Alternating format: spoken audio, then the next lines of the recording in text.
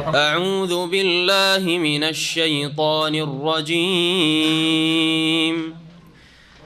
إن الله اشترى من المؤمنين أنفسهم وأموالهم بأن لهم الجنة يقاتلون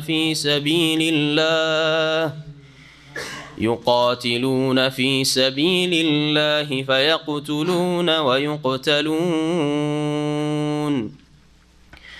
وعدا عليه حقا في التوراة والإنجيل والقرآن ومن أوفى بعهده من الله فاستبشروا ببيعكم الذي بايعتم به وذلك هو الفوز العظيم. التائبون العابدون الحامدون السائحون الراكعون الساجدون الآمرون بالمعروف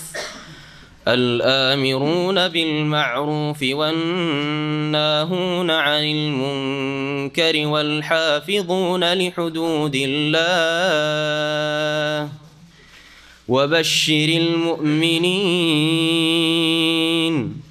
ما كان للنبي والذين آمنوا أن يستغفروا للمشركين ولو كانوا أولي قربى من بعد ما تبين لهم أنهم أصحاب الجحيم. وما كان استغفار إبراهيم لأبيه إلا عن موعدة وعدها إياه فلما تبين له أنه عدو لله تبرأ منه إن إبراهيم لأواه حليم. وما كان الله ليضل قوما بعد إذ هداهم حتى يبين لهم ما يتقون إن الله بكل شيء عليم. إن الله له ملك السماوات والأرض يحيي ويميت وما لكم من دون الله من ولي ولا نصير. السلام عليكم ورحمة الله وبركاته. بسم الله الرحمن الرحيم. الحمد لله رب العالمين والصلاة والسلام على سيد المرسلين نبينا محمد وعلى آله وصحبه أجمعين. أما بعد فأعوذ بالله من الشيطان الرجيم.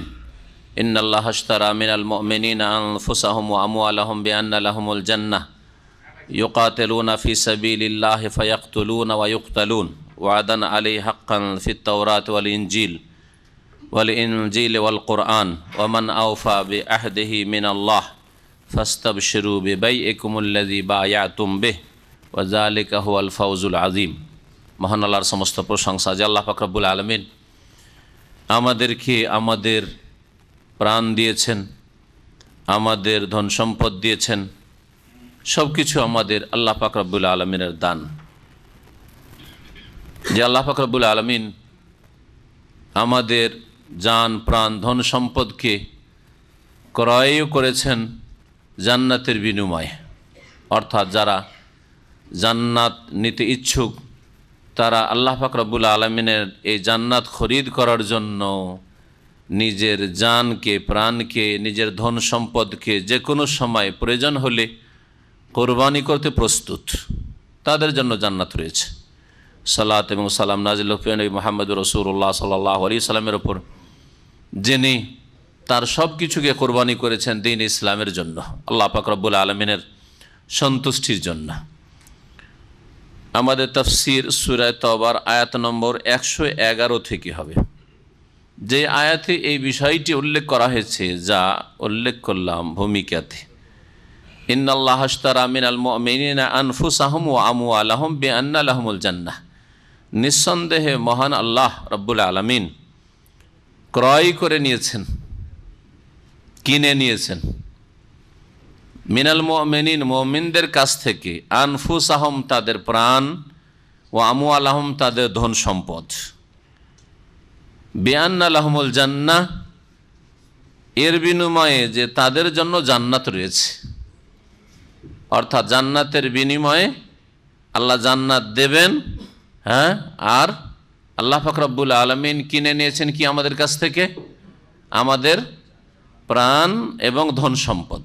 হ্যাঁ, জান মাল খরিদ করে নিয়েছেন। তাহলে খরিদকৃত বস্তু হচ্ছে আমাদের জান এবং মাল, আর মূল্য যেটা আল্লাহ পাক রব্বুল আলামিন পেমেন্ট করবেন সেটা হচ্ছে জান্নাত। জি, সুতরাং যখন জান্নাতের বিনিময়ে জান্নাত দিয়ে আল্লাহ পাক মানুষের, মুমিনের জান প্রাণকে খরিদ করে নিয়েছেন, তাহলে কি করতে হবে? ইউকাতিলুনা ফি সাবিলিল্লাহ, সেই মুমিনরা আল্লাহ পাকের রাস্তায় সশস্ত্র লড়াই করবে। ইউকাতিলুন, লড়াই করবে যখন আল্লাহ পাকের নির্দেশ হবে, অর্থাৎ কোরআন এবং হাদিসের আলোকে যখন আল্লাহর দ্বীনের জন্য আল্লাহর রাস্তায় লড়াই করা ফরজ হবে, তখন লড়াই করতে প্রস্তুত থাকবে। ফায়াকতুলুন, আর লড়াইয়ের ময়দানে গিয়ে হয় হত্যা করবে, ফায়াকতুলুন, ওয়ায়ুখতানুন, আর না হয় কি করবে? তারা নিহত হবে। অন্যদেরকে হত্যা করবে, আল্লাহর দুশমনকে, আর না হলে নিজেরাই কি হবে? আল্লাহ পাকের রাস্তায় নিজের জানকে কোরবানি করে দিবে, শাহাদাত বরণ করবে। দুটোর একটা, কারণ লড়াইয়ে যাওয়ার উদ্দেশ্য হচ্ছে ইম্মাল কতল ও ইম্মা শাহাদা, হয় অন্যকে হত্যা করে পরাজিত করে বিজয়ী হয়ে আসবে, আর না হলে শাহাদাত বরণ করে ফিরে আল্লাহর কাছে চলে যাবে। তো আল্লাহ পাক এই কথা বলছেন, ফায়াকতুলুন, সুতরাং তারা হয় আল্লাহর দুশমনদেরকে হত্যা করবে আর তার মাধ্যমে তারা বিজয়ী হয়ে আসবে, ওয়ায়ুখতালুন, আর না হয় তারা নিজেরাই নিহত হবে আল্লাহর রাস্তায়, এবং আল্লাহ পাক তাদের শাহাদাত কবুল করবেন যদি আল্লাহর কালেমাকে উঁচা করা তাদের উদ্দেশ্য থাকে, তাদের সৎ নিয়ত থাকে, দুনিয়ার কোনো গরজ না থাকে। এজন্য আল্লাহ পাক কথা বলেন যে শহীদ হয়ে যাবে। তাহলে বোঝা গেল যে যারাই নিহত হয় তারাই শহীদ হয়ে যায়, এই কথা ভুল। হ্যাঁ, এমনকি আল্লাহর রাস্তায় নেমেও যে সকলে শহীদ হয়ে যায়, যদি এটাই হইতো তাহলে আল্লাহ বলতেন ফায়ুস্তাশহাদুন, শাহাদাত বরণ করতো। এটা বলতে অসুবিধা কি যে আল্লাহ পাককে ইউখতালুন কেন বললেন? নিহত হওয়া শুধু কেন বললেন? তাহলে আল্লাহর রাস্তায় বেরিয়েও সকলে শহীদের মর্যাদা পেতে পারে না, শহীদ হতে পারে না, যদি ত্রুটি থাকে শাহাদাত হাসিলে, শহীদ হওয়ায়। তাহলে যারা দুনিয়ার জন্য লড়াই করছে, হ্যাঁ, আর লড়াই করতে গিয়ে মারা যাচ্ছে, তাদেরকে শহীদ বলাটা কেমন হয় বলুন দেখি? তারা কি করে শহীদ হইতে পারে? দুনিয়ার যদি উদ্দেশ্য থাকে তাহলে কি করে শহীদ হইতে পারে? ওয়াদান আলাইহি, আর এর প্রতি অঙ্গীকার রয়েছে আল্লাহর পক্ষ থেকে। আল্লাহ পাক রব্বুল আলামিন ওয়াদা দিয়েছেন আলাইহি, এর ওপর, মানে জান্নাত দেবেন, হ্যাঁ, জান এবং মাল খরিদ করে নিয়ে। মুমিনের জান মাল আল্লাহ ক্রয় করে নিয়েছেন, আর এর বিনিময়ে হ্যাঁ যেটা মূল্য দেবেন সেটা হচ্ছে অত্যন্ত মূল্যবান জিনিস, সেটা হচ্ছে জান্নাত, যেটা হচ্ছে সমস্ত ঈমান এবং ভালো আমলের কি লক্ষ্য উদ্দেশ্য। ঈমান এবং যতগুলি ভালো কাজ করছেন আপনি, আর যত পাপের কাছ থেকে বাঁচছেন, এগুলির লক্ষ্য উদ্দেশ্য কি? আল্লাহ পাক বলছেন যে এই ওয়াদা, এই প্রতিশ্রুতি রয়েছে হাক্কান, চিরসত্য, ফিত তাওরাতে, আর এই প্রতিশ্রুতি করা হয়েছে, সত্য প্রতিশ্রুতি ওয়াদা করা হয়েছে, অঙ্গীকার করা হয়েছে শুধু কোরআনে কারিমে না। তাহলে বোঝা গেল যে জিহাদ ফি সাবিলিল্লাহ, আল্লাহর রাস্তায় বেরিয়ে আল্লাহর দুশমনদেরকে নির্মূল করা আর আল্লাহর কালেমাকে আল্লাহর জমিনে উঁচা করা, এটি কোরআনের কথা শুধু নয়, এটি তাওরাতের কথা। মুসা আলাইহিস সালামের ওপর যা নাযিল হয়েছিল। ওয়াল ইনজিল, এবং ইনজিলের কথা, এই কথা ইনজিলে রয়েছে যা ঈসা আলাইহিস সালামের উপর নাজিল হয়েছিল। তার জিহাদ ফি সাবিলিল্লাহ ঈসা আলাইহিস সালামের ধর্মেও ছিল, আর জিহাদ ফি সাবিলিল্লাহ মূসা আলাইহিস সালামের নিয়ে আসা দিনেও তাওরাতেও ছিল। জি, সুতরাং এটি এমন নয় যেটার বিরুদ্ধে উঠে পড়ে লাগবে আর তার নাম দেবে সন্ত্রাস। জিহাদ সন্ত্রাস নয়। হ্যাঁ, সন্ত্রাস সন্ত্রাস, কিন্তু জিহাদ সন্ত্রাস নয়। জিহাদ হচ্ছে একটি শেষ চিকিৎসা। জি, রোগের চিকিৎসা এটি। আর এই রোগের চিকিৎসা তাওরাতেও ছিল, ইনজিলেও ছিল, কোরআনে কারিমেও আছে। যেমন আপনার রোগের চিকিৎসা প্রথম শুরু হয় সতর্ক হওয়া দিক থেকে। ওষুধ পানি খাবেন, একটু সতর্ক সাবধান থাকি, তাহলে ওষুধ খাওয়া লাগবে না, ঠিক কিনা? এরকম খানিকটা বেঁচে থাকি, হ্যাঁ, বেঁচে থাকি। চর্বি ধরে যাচ্ছে শরীরে, তো একটু বেঁচে থাকি, হ্যাঁ, এক্সারসাইজ করি, হ্যাঁ, একটু কেয়ারফুলি চলাফেরা করা, খাওয়া দাওয়া সব কিছু, ডায়েট কন্ট্রোল, হ্যাঁ, জি হ্যাঁ, পথ্য ঠিক রাখা, এটা হচ্ছে প্রাথমিক। এর মাধ্যমে যদি সুস্থ থাকতে পারেন তাহলে কোনো ওষুধ বড়ির প্রয়োজন নেই। না, তাতে হচ্ছে না, তাহলে ওষুধ, কিছু ট্যাবলেট না হলে ক্যাপসুল না হলে আরে আপনার একটু বেশি হয়ে গেছে ইঞ্জেকশন দেন, না ইঞ্জেকশনও হইলো না, হ্যাঁ, ট্যাবলেট আর ক্যাপসুল খেতে তো কষ্ট লাগে না, কিন্তু ইঞ্জেকশন একটু তো কষ্ট লাগে, ফোড়া হয়, তাই না, কষ্ট লাগে। ওতেও যদি না হয় তখন ডাক্তার কি বলে? এখন অপারেশনে যেতে হবে। চিকিৎসা, এটা চিকিৎসা। তো জিহাদ ফি সাবিলিল্লাহ চিকিৎসা, জিহাদ ফি সাবিলিল্লাহ সন্ত্রাস নয়। এটা ইহুদিদের পরিভাষা, ইহুদিদের টার্ম। যদি কেউ ইহুদিদের টার্ম মুসলিম হয়ে ব্যবহার করে তাহলে সে ইসলাম বুঝে না, অথবা মুসলিম নয়, সে মুনাফিক। জি, জিহাদ ফি সাবিলিল্লাহ সন্ত্রাস নয়। হ্যাঁ, সন্ত্রাস নিরীহ ব্যক্তিকে যদি কেউ হত্যা করে তাহলে সে হচ্ছে সন্ত্রাসী। সে মুসলিমকে হত্যা করুক আর অমুসলিমকে হত্যা করুক।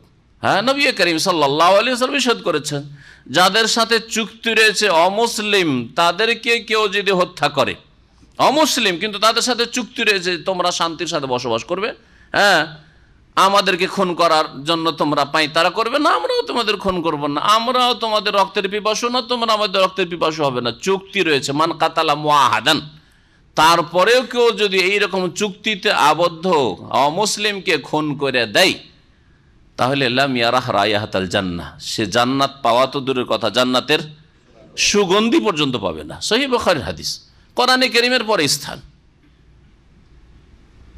যদিও সে যুদ্ধ করতে সক্ষম, এমন নয় যে বৃদ্ধ, শিশু অথবা নারী, না, আর বৃদ্ধ, শিশু, নারী, তারপরে যারা বনে জঙ্গলে গিয়ে সাধু সন্ন্যাসী হয়ে গেছে, তাদের এই দুনিয়ার সাথে কোনো সম্পর্ক নেই, তারা অস্ত্র ধরার কথা কল্পনাও করে না বা পারবেও না, করবেও না, তারা তাদের উপাসনালয়ে একবার নির্জনতা অবলম্বন করছে। এ সমস্ত যাদের কথা বললাম এদেরকে হত্যা করা দিন ইসলামে হারাম করা হয়েছে। ভালো করে শুনুন, এ হচ্ছে ইসলামে জিহাদের আদব।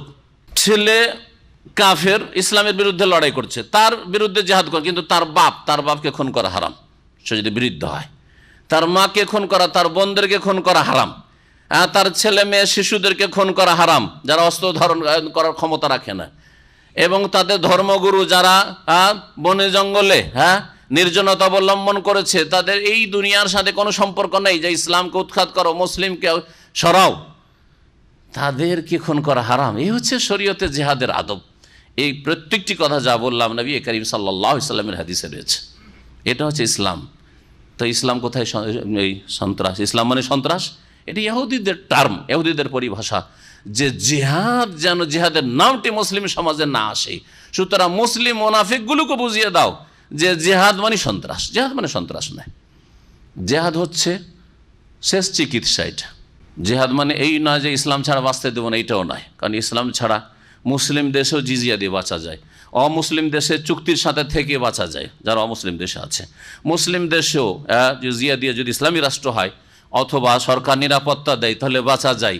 নিরাপত্তা নিয়ে দেখেন সৌদি আরবে অমুসলিমরা চাকরি করে না, পুরো নিরাপত্তা, তাদের জন্য আরও বেশি নিরাপত্তার ব্যবস্থা রয়েছে। আচ্ছা, তাহলে জিহাদ মানে যে ইসলাম ছাড়া বাঁচতে দেবো না, কারণ ইসলামের জন্য জবরদস্তি করাও হারাম। আল্লাহ পাক কোরআনে কারীমে বলেছেন লা ইকরাহা ফিদ্দিন, দিনের ক্ষেত্রে, ধর্মের ক্ষেত্রে জবরদস্তি করা নেই ইসলামে।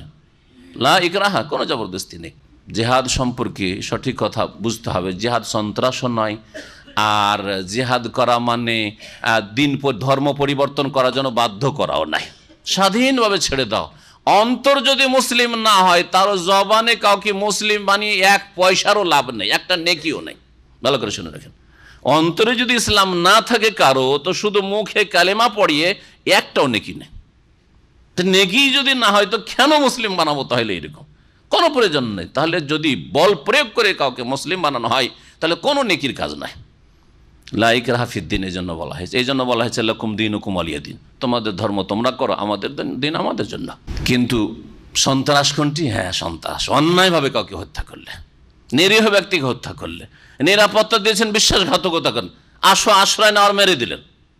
যেমন গুজরাটে হিন্দুরা করেছে, হিন্দু মুসলিমকে প্রতিবেশী আশ্রয় দিয়েছে বাড়িতে, আর তারপরে তাদেরকে ডেকে নিয়ে এসে বাইরের লোকে দিয়ে খুন করিয়ে দিয়েছে। হ্যাঁ, এগুলি হচ্ছে সন্ত্রাস। এগুলি হচ্ছে সন্ত্রাস। কোন মুসলিম করলেও সন্ত্রাস, আর কোন হিন্দু করলেও সন্ত্রাস, আর কোন ইহুদি খ্রিস্টান করলেও সন্ত্রাস। হ্যাঁ, সন্ত্রাসী মুসলিম জাতি শুধু হয় না, সন্ত্রাসী যে কোনো জাতি হইতে পারে, যে কোনো ধর্মের লোক হইতে পারে। তো আল্লাহ পাক রব্বুল আলামিন বলছেন যে এই জিহাদের কথা, আর এই জিহাদের ময়দানে এসে জান মালকে কুরবানি করতে প্রস্তুত থাকা। আর জিহাদের ময়দানে আল্লাহ যদি সুযোগ সুবিধা দেন, আর আল্লাহর নির্দেশ আমার ওপর ফিট হয়ে যায় যে এখন আল্লাহর হুকুম হয়ে গেছে, ফরজ হয়ে গেছে জিহাদ, তাহলে বেরিয়ে এসে জানমালকে কোরবানি করার জন্য প্রস্তুত থাকা, এটা হচ্ছে ফরজ কাজ। আল্লাহ জানমাল মমিনের খরিদ করে রেখেছেন জান্নাতের বিনিময়ে। যদি জানমালকে কোরবানি করার জন্য প্রস্তুত থাকতে পারেন, তাহলে জান্নাত রয়েছে। না হলে এই পরিস্থিতিতে জান্নাত নেই, যখন জিহাদ ফরজ থাকবে তখন, না হলে জান্নাত নেই। এই জন্য প্রিয় নবী মুহাম্মদ রাসূলুল্লাহ সাল্লাল্লাহু আলাইহি ওয়াসাল্লামের সহিহ হাদিস হয়েছে, মান মাতা, কেউ যদি মারা যায় কোনো মুসলিম, ওয়ালাম ইয়াগজু, আর জিহাদে অংশ নিল না, ওয়ালাম ইউহাদ্দিস নাফসাহু বিল গাজওয়ি, আর কখনো জিহাদের কল্পনাও মনে আসলো না যে আল্লাহ যদি কখনো ফরজ করে দেন, আর কখনো যদি সুযোগ সুবিধা দিয়ে দেন, তো এতে আমি অংশ নেওয়ার জন্য প্রস্তুত রয়েছি বা থাকবো, এইরকম মন মানসিকতাও যদি না থাকে, জেহাদ বাস্তবেও জেহাদের সুযোগ সুবিধা আসলো না, করলো না কখনো, আর মনেও এইরকম কামনা বাসনা আকাঙ্ক্ষা নেই যে আল্লাহ সুযোগ দিলে নামবো আল্লাহর পথে, এইরকম কমপক্ষে যদি না থাকে, তো মাতা আলা শুবাতি মিন নিফাক, মুনাফিকের অবস্থায় মারা যাবে, মুসলিম হয়ে মারা যাবে, মুনাফিকের অবস্থায় মারা যাবে। তো বলছিলাম যে জিহাদ যদি শুধু কোরআনে থাকতো, তাহলে ইহুদি নাসারা বলতো যে সন্ত্রাস, তাওরাতেও রয়েছে, ইনজিলেও রয়েছে, কোরআনেও রয়েছে। এ তো আসমানি ধর্মীয় বিধান। এই আসমানি যতগুলি কিতাব নাজল হয়েছে, আর আসমানি ধর্ম যত এসেছে, আর যত নবী রসুলগণ এসেছেন, হ্যাঁ, সে বনি ইসরায়েল তোমাদের নবীগুলি হোক, তারাও আমাদের নবী। আর যেই নবীকে তোমরা মানো না, শেষ নবী মুহাম্মদ রাসূলুল্লাহ সাল্লাল্লাহু আলাইহি ওয়াসাল্লাম, আমরা মানি, তাকেও মানি, আর সকল নবীকে মানি। সমস্ত নবী রসুলগণের বিধানে জিহাদ ফি সাবিলিল্লাহর হুকুম ছিল, বিধান ছিল। ওয়ামান আওফা বিআহদিহি মিনাল্লাহ, এবং আল্লাহর চাইতে বেশি কে ওয়াদা পুরা বেশি করতে পারে? আল্লাহ বলছেন ওয়ামান আওফা, আওফা এখানে ইসিম তাফজিল, হ্যাঁ, আওফা ফেল মাউজি নয়। ওয়ামান আওফা বিআহদি, কে অধিক ওয়াদা পূর্ণকারী হতে পারে, মিনাল্লাহ, আল্লাহর চাইতে। আল্লাহ এই ওয়াদা করেছেন তাওরাতে, ইনজিলে, কোরআনে। সুতরাং এই ওয়াদা আল্লাহ পাক অবশ্যই পুরা করবেন যে আল্লাহর রাস্তায় জান মাল কোরবানি করার জন্য প্রস্তুত যদি থাকতে পারেন, তাহলে বেআন্না লাহুমুল জান্নাহ, জান্নাত নিশ্চিত রয়েছে।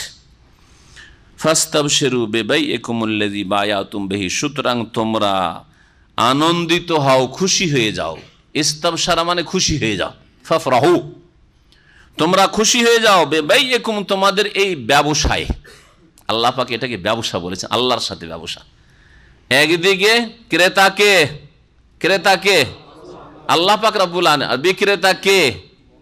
বিক্রেতা হচ্ছে মুমিন। হ্যাঁ, মাল সামান কি? জানো মাল। আর মূল্যটা কি? রিয়াল না ডলার না বাংলাদেশি টাকা? জান্নাত। সুবহানাল্লাহ। টাকা পয়সা নাই, যে তুমি জানমাল কোরবানি করতে পারলে তোমার পরিবারকে 10 মিলিয়ন দেব, 20 মিলিয়ন দেব, শেষ হয়ে যেতে পারে 10 মিলিয়ন 20 মিলিয়ন, কিন্তু জান্নাত খালিদিনা ফিহা, চিরকাল। ফাস্তাবশিরু, তোমরা খুশি হয়ে যাও, বিবাইয়িকুম, তোমাদের সেই ব্যবসায়ী, আল্লাযী বায়াতুম বিহি, যেই ব্যবসা তোমরা সম্পাদন করেছো আল্লাহ পাকের সাথে। ওয়া যালিকা হুয়াল ফাউজুল আযীম, আর এটাই হচ্ছে মহা সাফল্য। আর এই যে জান্নাত লাভ করাটি হচ্ছে সবচেয়ে বড় সফলতা। এর চেয়ে বড় কামিয়াবি আর কিছু হতে পারে না একজন মুমিনের জন্য। দুনিয়ায় যা হইলো, দুনিয়াতে যদি ইমানের অবস্থায় থেকে যায়, আর যদি দুঃখ থাকে, কষ্ট থাকে, তাতে যায় আসে না। কিন্তু দুনিয়ার সবচেয়ে বেশি সুখী যদি হন আর জান্নাত যদি হারিয়ে দেন, আখেরাতে না পান, তাহলে আপনার মতো জিরো মার্কা আর হতভাগা মরদুদ কেউ নেই। জাহান্নামে জ্বলতে হবে, কারণ তৃতীয় কোনো স্থান নেই। জান্নাত না পেলে জাহান্নামে যেতে হবে। আয়াতের তাফসীর তো করলাম, একটি কথা বলার বাকি আছে। আল্লাহ রাব্বুল আলামিন, এক্ষুনি বললাম যে মাল সামানের কথা বললাম, মাল সামান হচ্ছে আপনার কি জানমাল, এটা আপনার জানমাল, তাই না? আর জান্নাতটা কার? জান্নাত আল্লাহর, যেটা যা দিয়ে আল্লাহ খরিদ করছেন সেটাও আল্লাহর, আর যেটা জিনিস খরিদ করছেন সেটা কার? এটা চিন্তা করেননি। আপনার জানটা কার? আমার প্রাণটা কার? আল্লাহর। ইন্না লিল্লাহ, আমরা আল্লাহর, সব আল্লাহর দান। আচ্ছা, আপনার টাকা পয়সাগুলি কার দান? আল্লাহর। তো আল্লাহর জিনিস আল্লাহ আবার খরিদ করছেন, আপনার কিছুই না। তো শুধু আপনাকে আমানত দেওয়া হয়েছে, আপনার প্রাণটা, আপনাকে শরীরটা, সুস্থতা, আত্মা, শরীর, এটা আপনাকে, আপনার জানটা আমানত দেওয়া হয়েছে, আমানত আপনার কাছে রাখা আছে। এই জন্যই আপনি একটা আঙ্গুলও কেটে ফেলতে পারবেন না। আত্মহত্যা তো দূরের কথা, আত্মহত্যা করা তো কত বড় কাবিরা গুনাহ। একটা আঙ্গুল যদি বলেন যে আমার আঙ্গুল আমি রাখলাম না, জায়েজ? হারাম। তা আপনার জিনিস হলে আমি রাখলাম না, অসুবিধা আছে নাকি? তা আপনার নয় জিনিসটা, তো আসলে তো আল্লাহর আমানত, আল্লাহ রেখেছেন আপনার কাছে। আমানতের কি করতে হয়? সুরক্ষা করতে হয়, হেফাজত করতে হয়।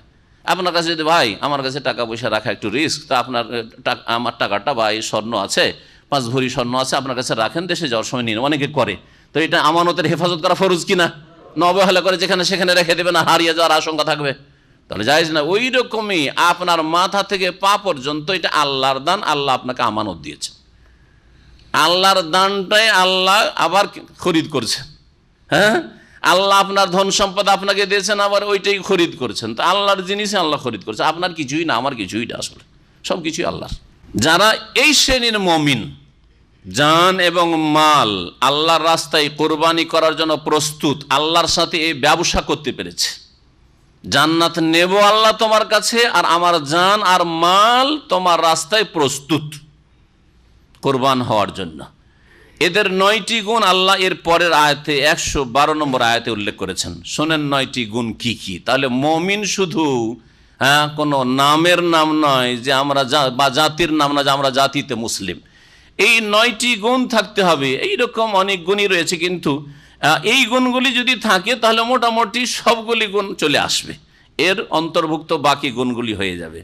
আল্লাহ বলছেন যে এই মুমিনরা যাদের সাথে আল্লাহ এই ব্যবসা করেছেন, তারা আত-তায়েবুন, তারা তওবাকারী হয়।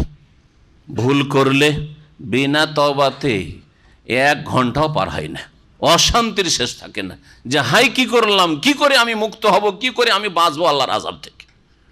এই নয় যে আখিরাতের আযাব কখন হবে না হবে ও ধারের বিষয়, এখনই যে আল্লাহর আযাব আসতে পারে, আল্লাহর মার পড়তে পারে, অথবা নাই পড়ুক, আল্লাহ আমাকে সৃষ্টি করেছেন তার আদেশ নিষেধ মানার জন্য, ইবাদতের জন্য। আমি করলাম কি করলাম, কত বড় নাফরমানি করলাম আমি।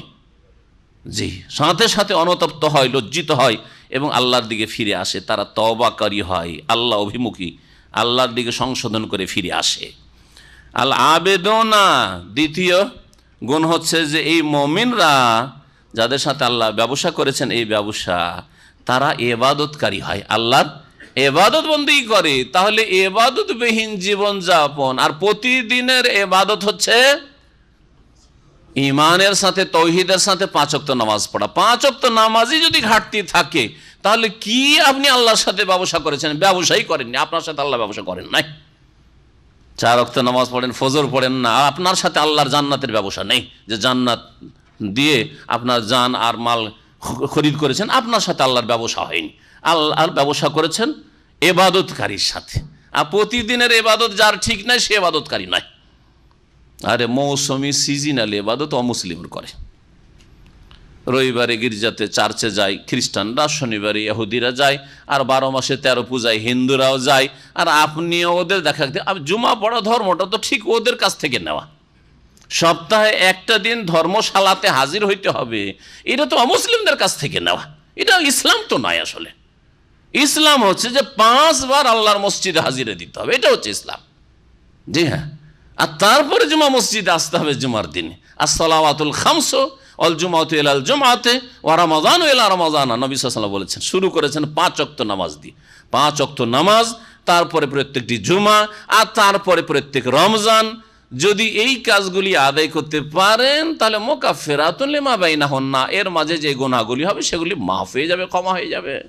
এজাজতুনিবাতিল কাবায়েরও, কিন্তু কাবিরা গুনাহ থেকে বাঁচতে হবে, জেনা থেকে, মদ থেকে, খুন করা থেকে, আর ডাকাতি থেকে, ছিনতাই থেকে, বেঈমানি থেকে, আল্লাহর হক নষ্ট করা, রাসূলের হক নষ্ট করা, শিরক থেকে, বিদআত থেকে, মানুষের হক নষ্ট করা, বাপ মায়ের হক নষ্ট করা, এই সমস্ত থেকে বাঁচতে হবে।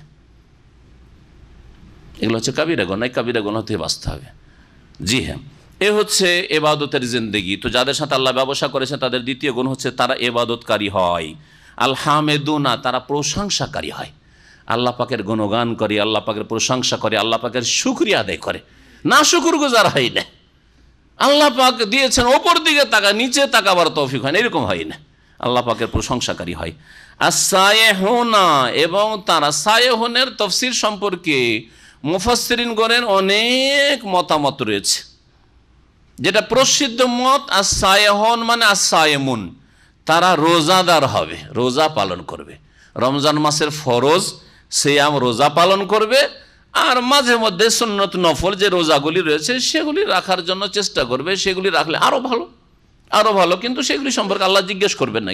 বাকি কথা হলো রমজানের রোজা আল্লাহ অবশ্যই জিজ্ঞাসা করবেন, জবাব দিতে হবে আল্লাহ পাকের সামনে। জি, তো আর সায়েহুন মানে হচ্ছে আর সায়েমুন, এটা হচ্ছে প্রসিদ্ধ তাফসীর। ইমাম ইবনে কাসির রাহমাতুল্লাহ আলাইহি অন্যান্য তাফসীরকাররা উল্লেখ করেছেন।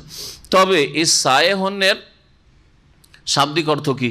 সাহা ইয়াসিহু, এই সূরারই প্রথম আয়াতগুলিতে বলি ফাসিহু ফিল আরজে আরবাত আশহুর, তোমরা 4 মাস ভ্রমণ করো। মক্কার আশেপাশের কাফেরদেরকে বা মক্কার কাফেরদেরকে বলা হয়েছে ফাসিহু, সাহা ইয়াসিহু থেকে। আচ্ছা, পর্যটককে কি বলে? আরবিতে কি বলে? উর্দুতেও বলে, এমন পর্যন্ত আরবি উর্দু দুটোতে সাইয়াহ কি বলে?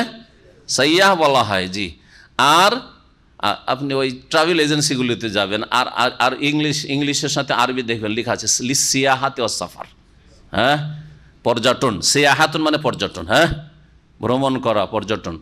তো সিয়াহাতুন থেকে, তাহলে সাহা ইয়াসিহ থেকে ইসিম ফাইলের জমার সেগা সায়েহুন, সায়েহুন এক বচন, আর সায়েহুনা বহু বচন, ভ্রমণ করে। তাহলে শাব্দিক অর্থ কি হলো? তাহলে মুমিন যাদের সাথে আল্লাহ এই জান্নাতের ব্যবসা করেছেন, জান্নাত দিয়েছেন, হ্যাঁ, যা জান্নাত হচ্ছে মূল্য, আর তাদের কাছ থেকে খরিদ করেছেন কি, হ্যাঁ, জানমাল খরিদ করেছেন, তারা ভ্রমণকারী হবে। তাহলে কি তফসির হবে? ভ্রমণ করা সওয়াবের কাজ। হ্যাঁ, ভ্রমণ করা 3 রকম। ভ্রমণ করা হচ্ছে 3 রকম। যারা পৃথিবীতে ভ্রমণ করে, যে যেখানেই যাক না কেন, 3-এর 1-এ পড়বেই। হয় সেটা নেকির কাজ, আর না হলে সেটা বৈধ কাজ, জায়েজ কাজ, নেকিও নেই, গুনাহও নেই, আর না হলে হারাম কাজ, পাপের কাজ। এই 3-এর মধ্যে পড়বে। যেগুলো নেকির কাজ, কিছু ফরজ আছে আর কিছু মুস্তাহাব সুন্নত আছে। জি, নেকি 2 রকম, ফরজটাও নেকির কাজ আর সুন্নত মুস্তাহাবটাও। তাহলে কিছু সফর আছে করা ফরজ, কিছু সফর আছে করা সুন্নাত, আর কিছু সফর আছে সুন্নাত নয় আর হারামও নয়, জায়েজ, করলেও কোনো গুনাহ নেই আর না করলেও কোনো গুনাহ নেই। যেমন একটু শখ হলো যে চলো রাজধানী রিয়াজ দেখে আসি। সৌদি আরব আছি এতদিন, রাজধানী রিয়াজটা কোনোদিন দেখিনি, থাকি দামামে দেখে আসি।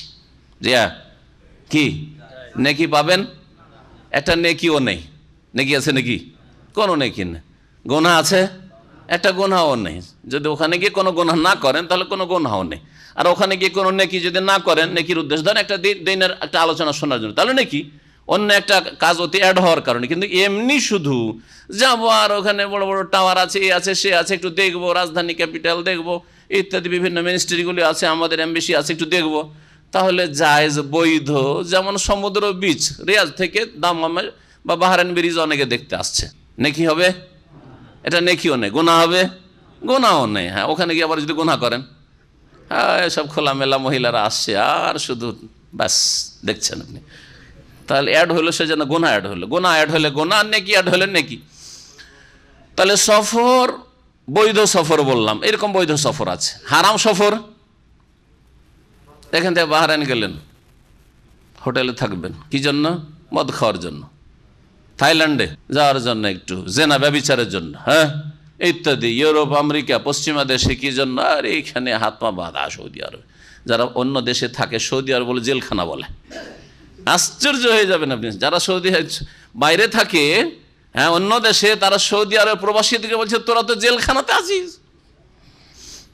আরো মজার কথা শুনবেন, যারা আমাদের যুগে রিয়াজের ইউনিভার্সিটিতে পড়তো, মদিনা ইউনিভার্সিটিতে গিয়ে যখন ওই সাদ্দামের যুদ্ধ হয়, তখন আশ্রয় নিয়ে বেশ কিছুদিন কিছু ভাইয়েরা আমাদের পরিচিত ছিল, তোরা বলতো সুবহানাল্লাহ, আপনার ইসলামিক ইউনিভার্সিটি মদিনার আপনার ক্যাম্পাসে তো জেলখানায় আছেন। আমি কেন? বলছি এখানে নামাজে যদি একটা ওয়াক্ত নামাজ পড়তে না যাই, তাহলে ওই সুপারভাইজার, প্রত্যেক বিল্ডিংয়ে মুশরেফ সুপারভাইজার আছে, আসবে, হাজিরা আছে, প্রত্যেক বিল্ডিংয়ের কোন হোস্টেল রুম নাম্বার এততে কোন স্টুডেন্ট থাকে, কে থাকে, এই ফজরে যায়নি, বিশেষ করে ফজর আর আসরে মাঝে মাঝে হাজিরা হয়ে যেত। রিয়াজে কিং সৌদ ইউনিভার্সিটির ছেলেরা আমাদের সাথে 3 জন বিশেষ করে আমাদের গেস্ট হয়েছিল, বলছে জীবনে আমাদের এগুলো নাই।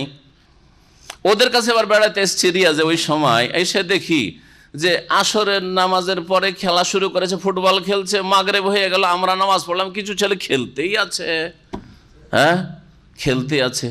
তো ওরা কি জেলখানা লাগবে না মদিনা ইউনিভার্সিটি? ওখানে যখন আজান হইলো, তা খেলা বন্ধ হয়ে গেল। ওখানেও খেলার ফিল্ড আছে, কিন্তু খেলা বন্ধ হয়ে গেল।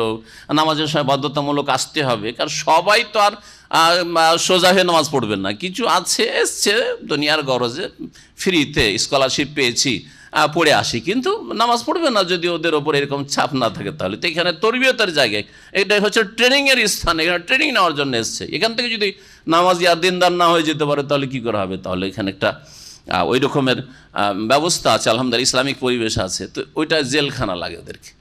আমি আশেপাশের দেশগুলিতে ভাইদের কাছ থেকে খবর পাচ্ছি যে বাহরাইনে অথবা দুবাইয়ে যারা থাকে, আর তারা জানেন, আপনারা তো 2 বছর যদি হয় পরিবার ছেড়ে তো পেরেশান হয়ে যান, 1 বছরে যেতে পারলে কত না ভালো, কিন্তু ওখানে 5 বছর বিয়ে করে এসছে, 5 বছর হয়েছে, অনেকে যেতেই চায় না, বাড়ি যেতেই চায় না। আরে বিবির দিকে টান কোথায়, রহস্য কোথায় তাহলে? আর তারপরে আমাদের অনেক দিনই ভাইরা আছে, বলে যে ওরা নাকি বলে যে সৌদি আরবে তোমরা তো জেলখানাতে আছো। তাহলে যদি এখানে এইরকম হয়, তাহলে যারা ইউরোপ আমেরিকাতে থাকে তারা সৌদি আরব আসলে তো জেলখানাই মনে করবে, আর আরও বড় জেলখানা মনে করবে। কিন্তু এখানে একটা ইসলামিক পরিবেশ আছে। আপনি নিজেই চিন্তা করেন যে আপনি রমজান মাসটা দেশে কাটিয়ে আসেন আর একটা রমজান এখানে কাটায়েন, আপনার ঈমান আমলে কত তারতম্য, কত পার্থক্য, অনেক পার্থক্য দেখবেন। ভ্রমণ করা, তো আল্লাহ পাক ভ্রমণকারীদের প্রশংসা করেছেন, যারা নেকির কাজে ভ্রমণ করে। নেকির কাজে ভ্রমণ করা হচ্ছে, তাহলে ভ্রমণ করা, এখানে আর রোজাদারে তফসির করলাম না, দ্বিতীয় তফসির। আর এই তফসিরটা সবচেয়ে ভালো, ব্যাপক। এই তফসিরটা হচ্ছে ব্যাপক, অনেক কিছুকে শামিল, অনেক লোককে শামিল। সবচাইতে বড় ফরজ কাজ যেই জন্য ভ্রমণ করবেন সেটা হচ্ছে, আপনারা হজ বললেন, আল্লাহ আগে হজ করতে বলেছেন, আগে কি করতে বলেছেন? কোরআনে কি বলেছেন? আগে আল্লাহ প্রথম আয়াত কি নাযিল হয়েছে? ইকরা, পড়ার জন্য। আপনার গ্রামে কোনো ভালো মাদ্রাসা নেই, ইসলামিক প্রতিষ্ঠান নেই, গ্রাম থেকে 300 কিলোমিটার দূরে ঢাকায় বড় একটা মাদ্রাসা, ইসলামিক প্রতিষ্ঠান আছে, ভ্রমণ করতে হবে না? হবে না? এই ভ্রমণ করা ফরজ কি না? হয় ফরজে কিফায়া না ফরজে আইন, কখনো ফরজে কিফায়া আইন, আর কখনো আর সাধারণ অবস্থায় যে কোনো মুসলিমের জন্য ফরজে কিফায়া। তো কথা হচ্ছে যে এই সায়হন, যারা ভ্রমণ করে আল্লাহর দিন শিখার জন্য, তাহলে দূর দূরান্ত থেকে যারা দিন শিখার জন্য আসে, জি, দেশ বিদেশ থেকে দিন শিখার, একই দেশে এক এলাকা থেকে আর এক এলাকা দিন শিখার জন্য যাচ্ছে, অথবা এক দেশ থেকে সৌদি আরবে ইসলাম শিখার জন্য যারা আসছে, ইসলাম আল্লাহর দিন শিখার জন্য, হয় ইসলামের আকিদা, ইবাদত, বন্দেগী, আখলাক, চরিত্র, হালাল হারাম, কোরআন এবং হাদিস শেখার জন্য যারা আসছে এদেরকে বোঝানো হয়েছে 1 নম্বরে। 2 নম্বরে এতে শামিল অন্যান্য কিছু ফরজ আছে যেগুলি আদায় করার জন্য ভ্রমণ করতে হয়, যেমন হজের সফর ফরজ। জীবনে ওমরা একবার করা অনেকের কাছে ফরজ, আর কারো কাছে সুন্নাতে মুআক্কাদা, কিন্তু সহি হচ্ছে যে জীবনে একবার না, যেমন হজ করা ফরজ তেমন একবার উমরা করাও ফরজ। যদি উমরা হজের সাথে করে নেয়, হজের তামাত্তু বা কেরানে একসাথে, তাহলে 1 সফরই দুটোই ফরজ আদায় হয়ে গেল। আর যদি কেউ হজে তামাত্তু বা কেরান না করে, তাহলে আলাদা করে ওকে একবার উমরার সফর করা ফরজ, মনে রাখবেন। জি, তো এ হচ্ছে আসাইহুন, যারা ভ্রমণ করে নেকির কাজের জন্য। আল্লাহ পাক তাদের প্রশংসা করেছেন এবং তাদের সাথে আল্লাহ এই ব্যবসা করেছেন। আর কি ভ্রমণ হইতে পারে? জেহাদের জন্য ভ্রমণ, যখন জেহাদের ফরজ হবে, মুসলিম শাসক জেহাদের হুকুম দেবে, কার শাসকের নেতৃত্বে জেহাদ হবে। বাপ মায়ের সাথে দেখা সাক্ষাতের জন্য। আরে সৌদি আরবে ইচ্ছা করলে আপনি এখানে থেকে যেতে, তার পরিবারও হয়তো এখানে আছে, কিন্তু মাঝে মাঝে আপনি দেশে যাচ্ছেন কি জন্য? হয়তো ফ্যামিলি নিয়ে এখানে আছেন, তারপরেও যাচ্ছেন না কি জন্য? বাপ মায়ের খোঁজ খবর নেওয়ার জন্য, ওদের সাথে কিছুদিন সময় দেওয়ার জন্য। তারপরে ভাই বোনেরা আছে, আত্মীয় স্বজন আছে, তাদের সাথে সময় দেওয়ার জন্য। এই যে ভ্রমণটা করলেন আপনি, ট্যুর করলেন, এটা নেকির নয়? এদের প্রশংসা করেছেন এরা। আর এই রকমই আর একটা আছে যেটা বলা হয়নি, গুরুত্বপূর্ণ। জিহাদ সব সময় নেই, আপনার হাতে নেই, কারণ জিহাদের জন্য শাসক নির্দেশ না দিলে হচ্ছে না। কিন্তু দিনের দাওয়াতের কাজ, দাওয়া ইলা আল্লাহ, আল্লাহর দিকে মানুষকে ডাকার জন্য আপনার এলাকায় আপনি দাওয়াতের কাজ করলেন, আর আপনার এলাকাতে মাশাআল্লাহ করছেন, কিন্তু মাঝে মধ্যে আপনি অন্য অন্য এলাকাতেও যাবেন দিনের দাওয়াত দেওয়ার জন্য, আপনি সায়েহুনদের অন্তর্ভুক্ত।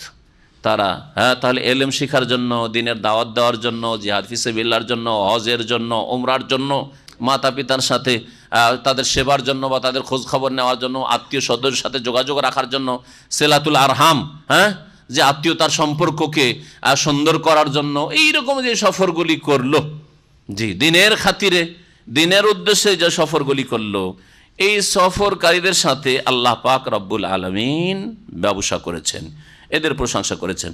4 নম্বর গুণ ছিল, তাই না এটা? আর রাকিউনা, রুকুকারী। তাহলে আর একটা কথা বলিনি, সায়েহুন মানে হচ্ছে শাব্দিক অর্থ হচ্ছে ভ্রমণ করা। তো রোজা দিয়ে কেন মুফাসসিররা তাফসীর করলেন? এর সাথে আবার কি সম্পর্ক? এই তাফসীর সালাফে সালেহ, সাহাবায়ে কেরাম, তাবেঈন থেকে বর্ণিত হয়ে এসছে, এক কথা। 2 নম্বর কথা, শব্দের অর্থের সাথে ভাব অর্থের বা তাফসীরের সম্পর্ক আছে। ভ্রমণ করলে সফরে আরাম লাগে না কষ্ট হয়? কষ্ট হয়।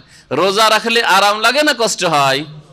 রোজাতেও কষ্ট রয়েছে আর সফরেও কষ্ট রয়েছে। নবী কারীম সাল্লাল্লাহু আলাইহি ওয়াসাল্লাম বলেছেন, আস-সাফারু কিতআতুম মিনাল আযাব, সফর হচ্ছে আযাবের একটা টুকরো অংশ।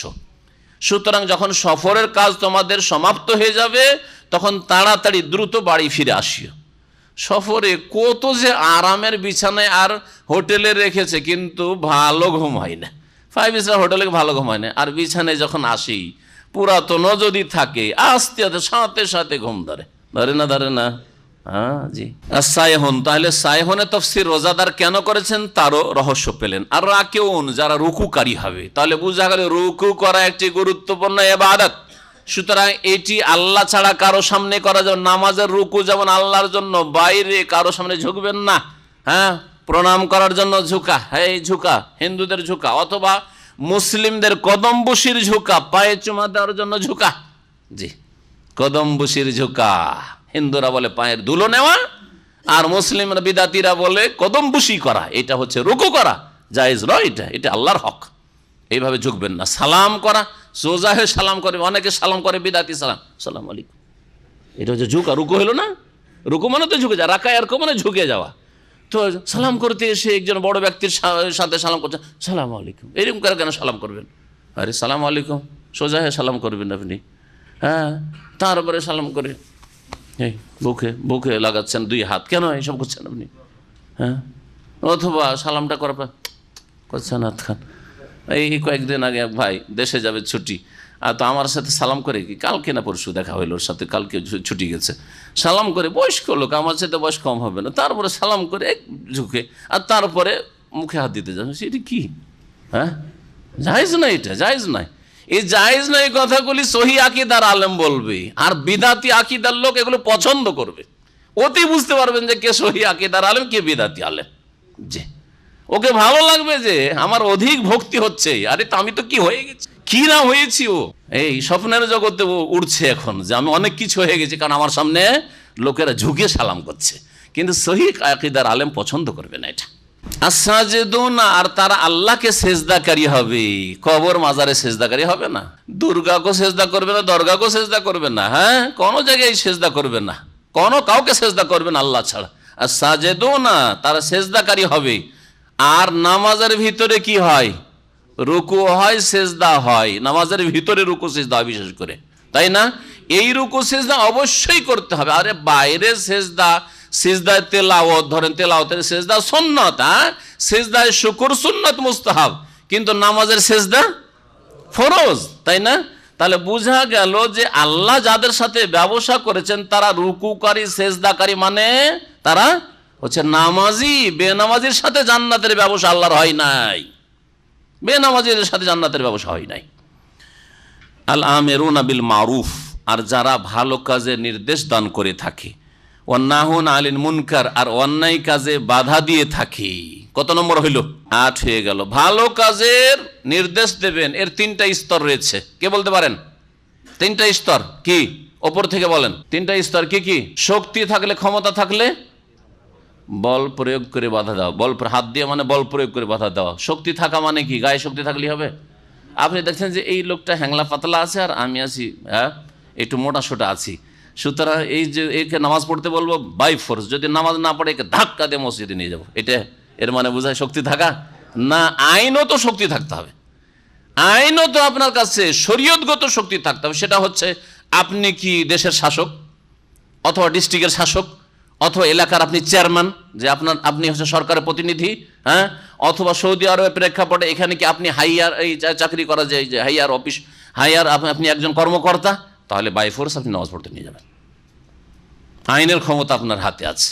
জি হ্যাঁ, আইনের ক্ষমতা। জি, আর এ না যে গায়ের ক্ষমতা। গায়ের ক্ষমতা দিয়ে আপনি হয়তো ভাবলেন যে এই হ্যাংলা পাতলা আছে, একে ধাক্কা দিয়ে মসজিদে নিয়ে যাবি না তুই, দেখা গেল যে বেনামাজির পাল ভারী, হ্যাঁ তাড়াতাড়ি করে একবারে 25-50 বেনামাজি সার, আরে কি হয়েছে রে, কি হয়েছে রে, জবরদস্তি নামাজ পড়াবে, তোমার ধর্ম দিল মায়ের আপনাকে, কি করবেন এখন আপনি, কি করবেন আপনি? তাহলে বোঝা গেল যে শুধু গায়ের শক্তি বোঝানো হয়নি, মানে এখানে হচ্ছে আইনগত ক্ষমতা থাকতে হবে। আইনের ক্ষমতা বড় একটি ক্ষমতা। আল্লাহ পাক যাদেরকে নিয়ামত দান করেছেন তাদের হিসাবও খুব বেশি। তারা যদি এই আইনের ক্ষমতা পেয়ে আর শাসন ক্ষমতা পেয়ে দ্বীন ইসলামকে প্রতিষ্ঠা করার চেষ্টা না করে, তো তাদের হিসাবও বড় কঠিন রয়েছে আল্লাহ পাকের কাছে। আল্লাহ পাকেরকে ভয় করা উচিত তাদেরকে। আল্লাহ পাক তাদের জন্য সঠিক পথে চলার তৌফিক দান করেন। ওয়ান্নাহুন আনিল মুনকার, বলছিলাম যে 3টি স্তর, তো একটা বল প্রয়োগ করা হইলো, আর দ্বিতীয় মুখে বলা, কথার দ্বারা বলা যাবে, সব জায়গায় বলা যাবে। ভালো ভাষায়, খারাপ ভাষায় বলা যাবে না। আবার খারাপ ভাষায় যেখানে সেখানে মার খেতে হবে বললেন। যদি আপনি কর্কশ ভাষায় বললেন তাহলে যেখানে সেখানে মার খেতে হবে, বোঝা গেছে? আর আপনার কথাতে কোনো ফলো হবে না। কিন্তু ভালো ভাষা দিয়ে একটু অমুসলিমকে বলা যাবে। অমুসলিমকে ইসলামের দাওয়াত দিতে অসুবিধা কি আছে? যে আপনি তো নিজের ধর্মটা করছেন, আমাদের ধর্মটা একটু পড়ে শুনে দেখেন, পড়তে অসুবিধার কোনো বাধা আছে? পড়ে দেখেন, ভালো লাগলে আপনি গ্রহণ করবেন, না হলে ছেড়ে দেবেন। কিন্তু আপনার একটা নলেজ হইলো, এটা বললে কোনো অসুবিধা আছে নাকি? খেয়ে নেবে আমাকে? না, কখনো না। এটা ইসলামের দাওয়াত কথার দ্বারা। আপনি যদি একবারে সংখ্যালঘু থাকেন তারপর বলতে পারবেন এই কথাটি, কিন্তু ভালো ব্যবহারের সাথে আপনার আখলাক, চরিত্র, ব্যবহার, আপনার সম্পর্কে যদি তার কাছে খারাপ রিপোর্ট থাকে তা আপনার ভালো কথা শুনবেন না। তাহলে আপনার আখলাক, চরিত্র দিয়ে প্রথম আগে ইসলামের দাওয়াত দিতে হবে। আপনি যদি তার সাথে আমানতের খেয়াল রাখেন, আপনার ভাষা খারাপ, আপনার চরিত্র খারাপ, আর আপনি যদি বলেন ইসলাম কবুল করো, তোমার কোন ইসলাম কবুল করো? তুমি তো নিজেই খারাপ। তোমাকে এই ইসলাম এগুলা শিখিয়েছে, এইসব শিখিয়েছে তোমাকে, বলবে কি বলবে না? যার ফলে সবচেয়ে বড় ফলপ্রসূ দাওয়াত হচ্ছে অমুসলিমদের জন্য বা অসৎ লোকদের জন্য উত্তম চরিত্র, আপনার আচরণ, উত্তম আচরণ, ভালো আচরণ করেন। সাইলেন্ট দাওয়াত, আপনার নীরবতার দাওয়াত, চুপচাপ আপনি ভালো ব্যবহার চরিত্র দেখাচ্ছেন, আকৃষ্ট হবে যে এই লোকটি আমার হাজার হাজার টাকা যেখানে সেখানে পড়ে থাকছে, কোনোদিন একটা রিয়েল নেই না, কিন্তু আমার জাতি হিন্দু আমার রুমে ছিল, যখন তখন চুরি করত। বলেন ভালো একটা প্রভাব পড়বে না একজন অমুসলিমের ওপর? অবশ্যই পড়বে। আমার জাতি হিন্দু বা খ্রিস্টান আমার মা বোনকে দেখলে খারাপ নজরে তাকায়, কিন্তু এই মুসলিম যখন আমার মা বোনকে দেখে তখন চোখটা নিচে করে নেয়, অথবা সিঁড়িতে এক সাইডে দাঁড়িয়ে যায় প্রতিবেশী। এদের ব্যবহার এত ভালো, তো এদেরকে কে শিখাইলো? এটা আল্লাহ শিখিয়েছে এদেরকে, আল্লাহর দিন এদেরকে শিখিয়েছে, গড়ে তুলেছে মানুষের মতো মানুষ। তা এই হচ্ছে ব্যবহার। এর দ্বারা ইসলাম প্রচার হয়েছে ভারত উপমহাদেশে, অথবা যেখানে ইসলাম গেছে, ইন্দোনেশিয়া, মালয়েশিয়ায় যেখানে ইসলাম গেছে, যেখানে মুসলিম মেজরিটি হয়েছে, তো সেখানেই জানবেন যে ইসলাম আখলাক চরিত্রের মাধ্যমে প্রচার প্রসার লাভ করেছে, বল প্রয়োগ করে নয়। বল প্রয়োগ করে ইসলাম যদি প্রচার করা হইতো তাহলে 800 বছরে মুসলিম শাসকরা অনেক কিছুই করে নিতে পারত। ভারতে কিছুই করেননি তারা, তখনও সংখ্যালঘু ছিলেন তারা, আর এখনও সংখ্যালঘু, শতকরা 15 থেকে 20টা মাত্র মুসলিম, তাই না? তো আখলাক চরিত্র বড় জিনিস, একজন মুসলিমকে চরিত্রবান হইতে হবে, এটি তার সবচেয়ে বড় অমুসলিমদের জন্য বা অসৎ লোকদের জন্য দাওয়াত। আর যদি কথাও না বলতে পারেন, এই কথা বললে তো এখানে বাস করা ছুটিয়ে দেবো, বাস করতে দেবো না তোকে, এখান থেকে তাড়িয়ে দেবো, জান থেকে মেরে দেবে, মুখ খুলতে পারছে না, তখন কি করবেন? অন্তর থেকে ঘৃণা করে প্রতিবাদ করবেন। অন্তর থেকে ঘৃণা করে প্রতিবাদ করা মানে তাদের উৎসবগুলিতে তাদেরকে অভিনন্দন দেওয়া, 25শে ডিসেম্বর ক্রিসমাস, তাতে তাদের সাথে অংশ নেওয়া না, তাদের সাথে অংশ নেবেন না। এই নববর্ষ পালন করা, 31st পালন করা, 31শে ডিসেম্বর, আর তারপরে সেই রাতে দুনিয়ার মধ্যে সবচেয়ে বেশি পাপ, জেনা, ব্যভিচার, বেহায়াপনা, আর সবচেয়ে বেশি মদ পান করা হয়, আর তাতে তাদের আনন্দ উৎসবে শরীক হওয়া না, হারাম মুসলিমের জন্য। না, অন্তর থেকে ঘৃণা করেন, তার মানে তোমাদের ধর্ম আলাদা, আমার ধর্ম আলাদা, সুতরাং তোমাদের এই সব উৎসবে আমি নেই। আমাদের উৎসব রাসূলুল্লাহ সাল্লাল্লাহু আলাইহি ওয়াসাল্লাম দিয়েছেন আল্লাহর তরফ থেকে, ঈদুল ফিতর আর ঈদুল আজহা, তৃতীয় কোনো উৎসব আমাদের কাছে নেই, কোনো উৎসব নেই। সুতরাং তোমাদের এই 25 ডিসেম্বরে আমি না, আমি তোমাদের 31স্টেও না, আর তোমাদের নববর্ষেও না, ইংরেজি নববর্ষেও আমি নেই, আর তোমাদের এই বৈশাখী কি বলে ওটাকে, এদের বৈশাখী মেলাতেও নেই, আর এই বাংলা নববর্ষেও আমি নেই, আর তোমাদের ওই ইলিশ আর পন্তা ভাতেও নেই, সব গুমরাহিতেও নেই। অন্তর থেকে কমপক্ষে প্রতিবাদ করতে হবে।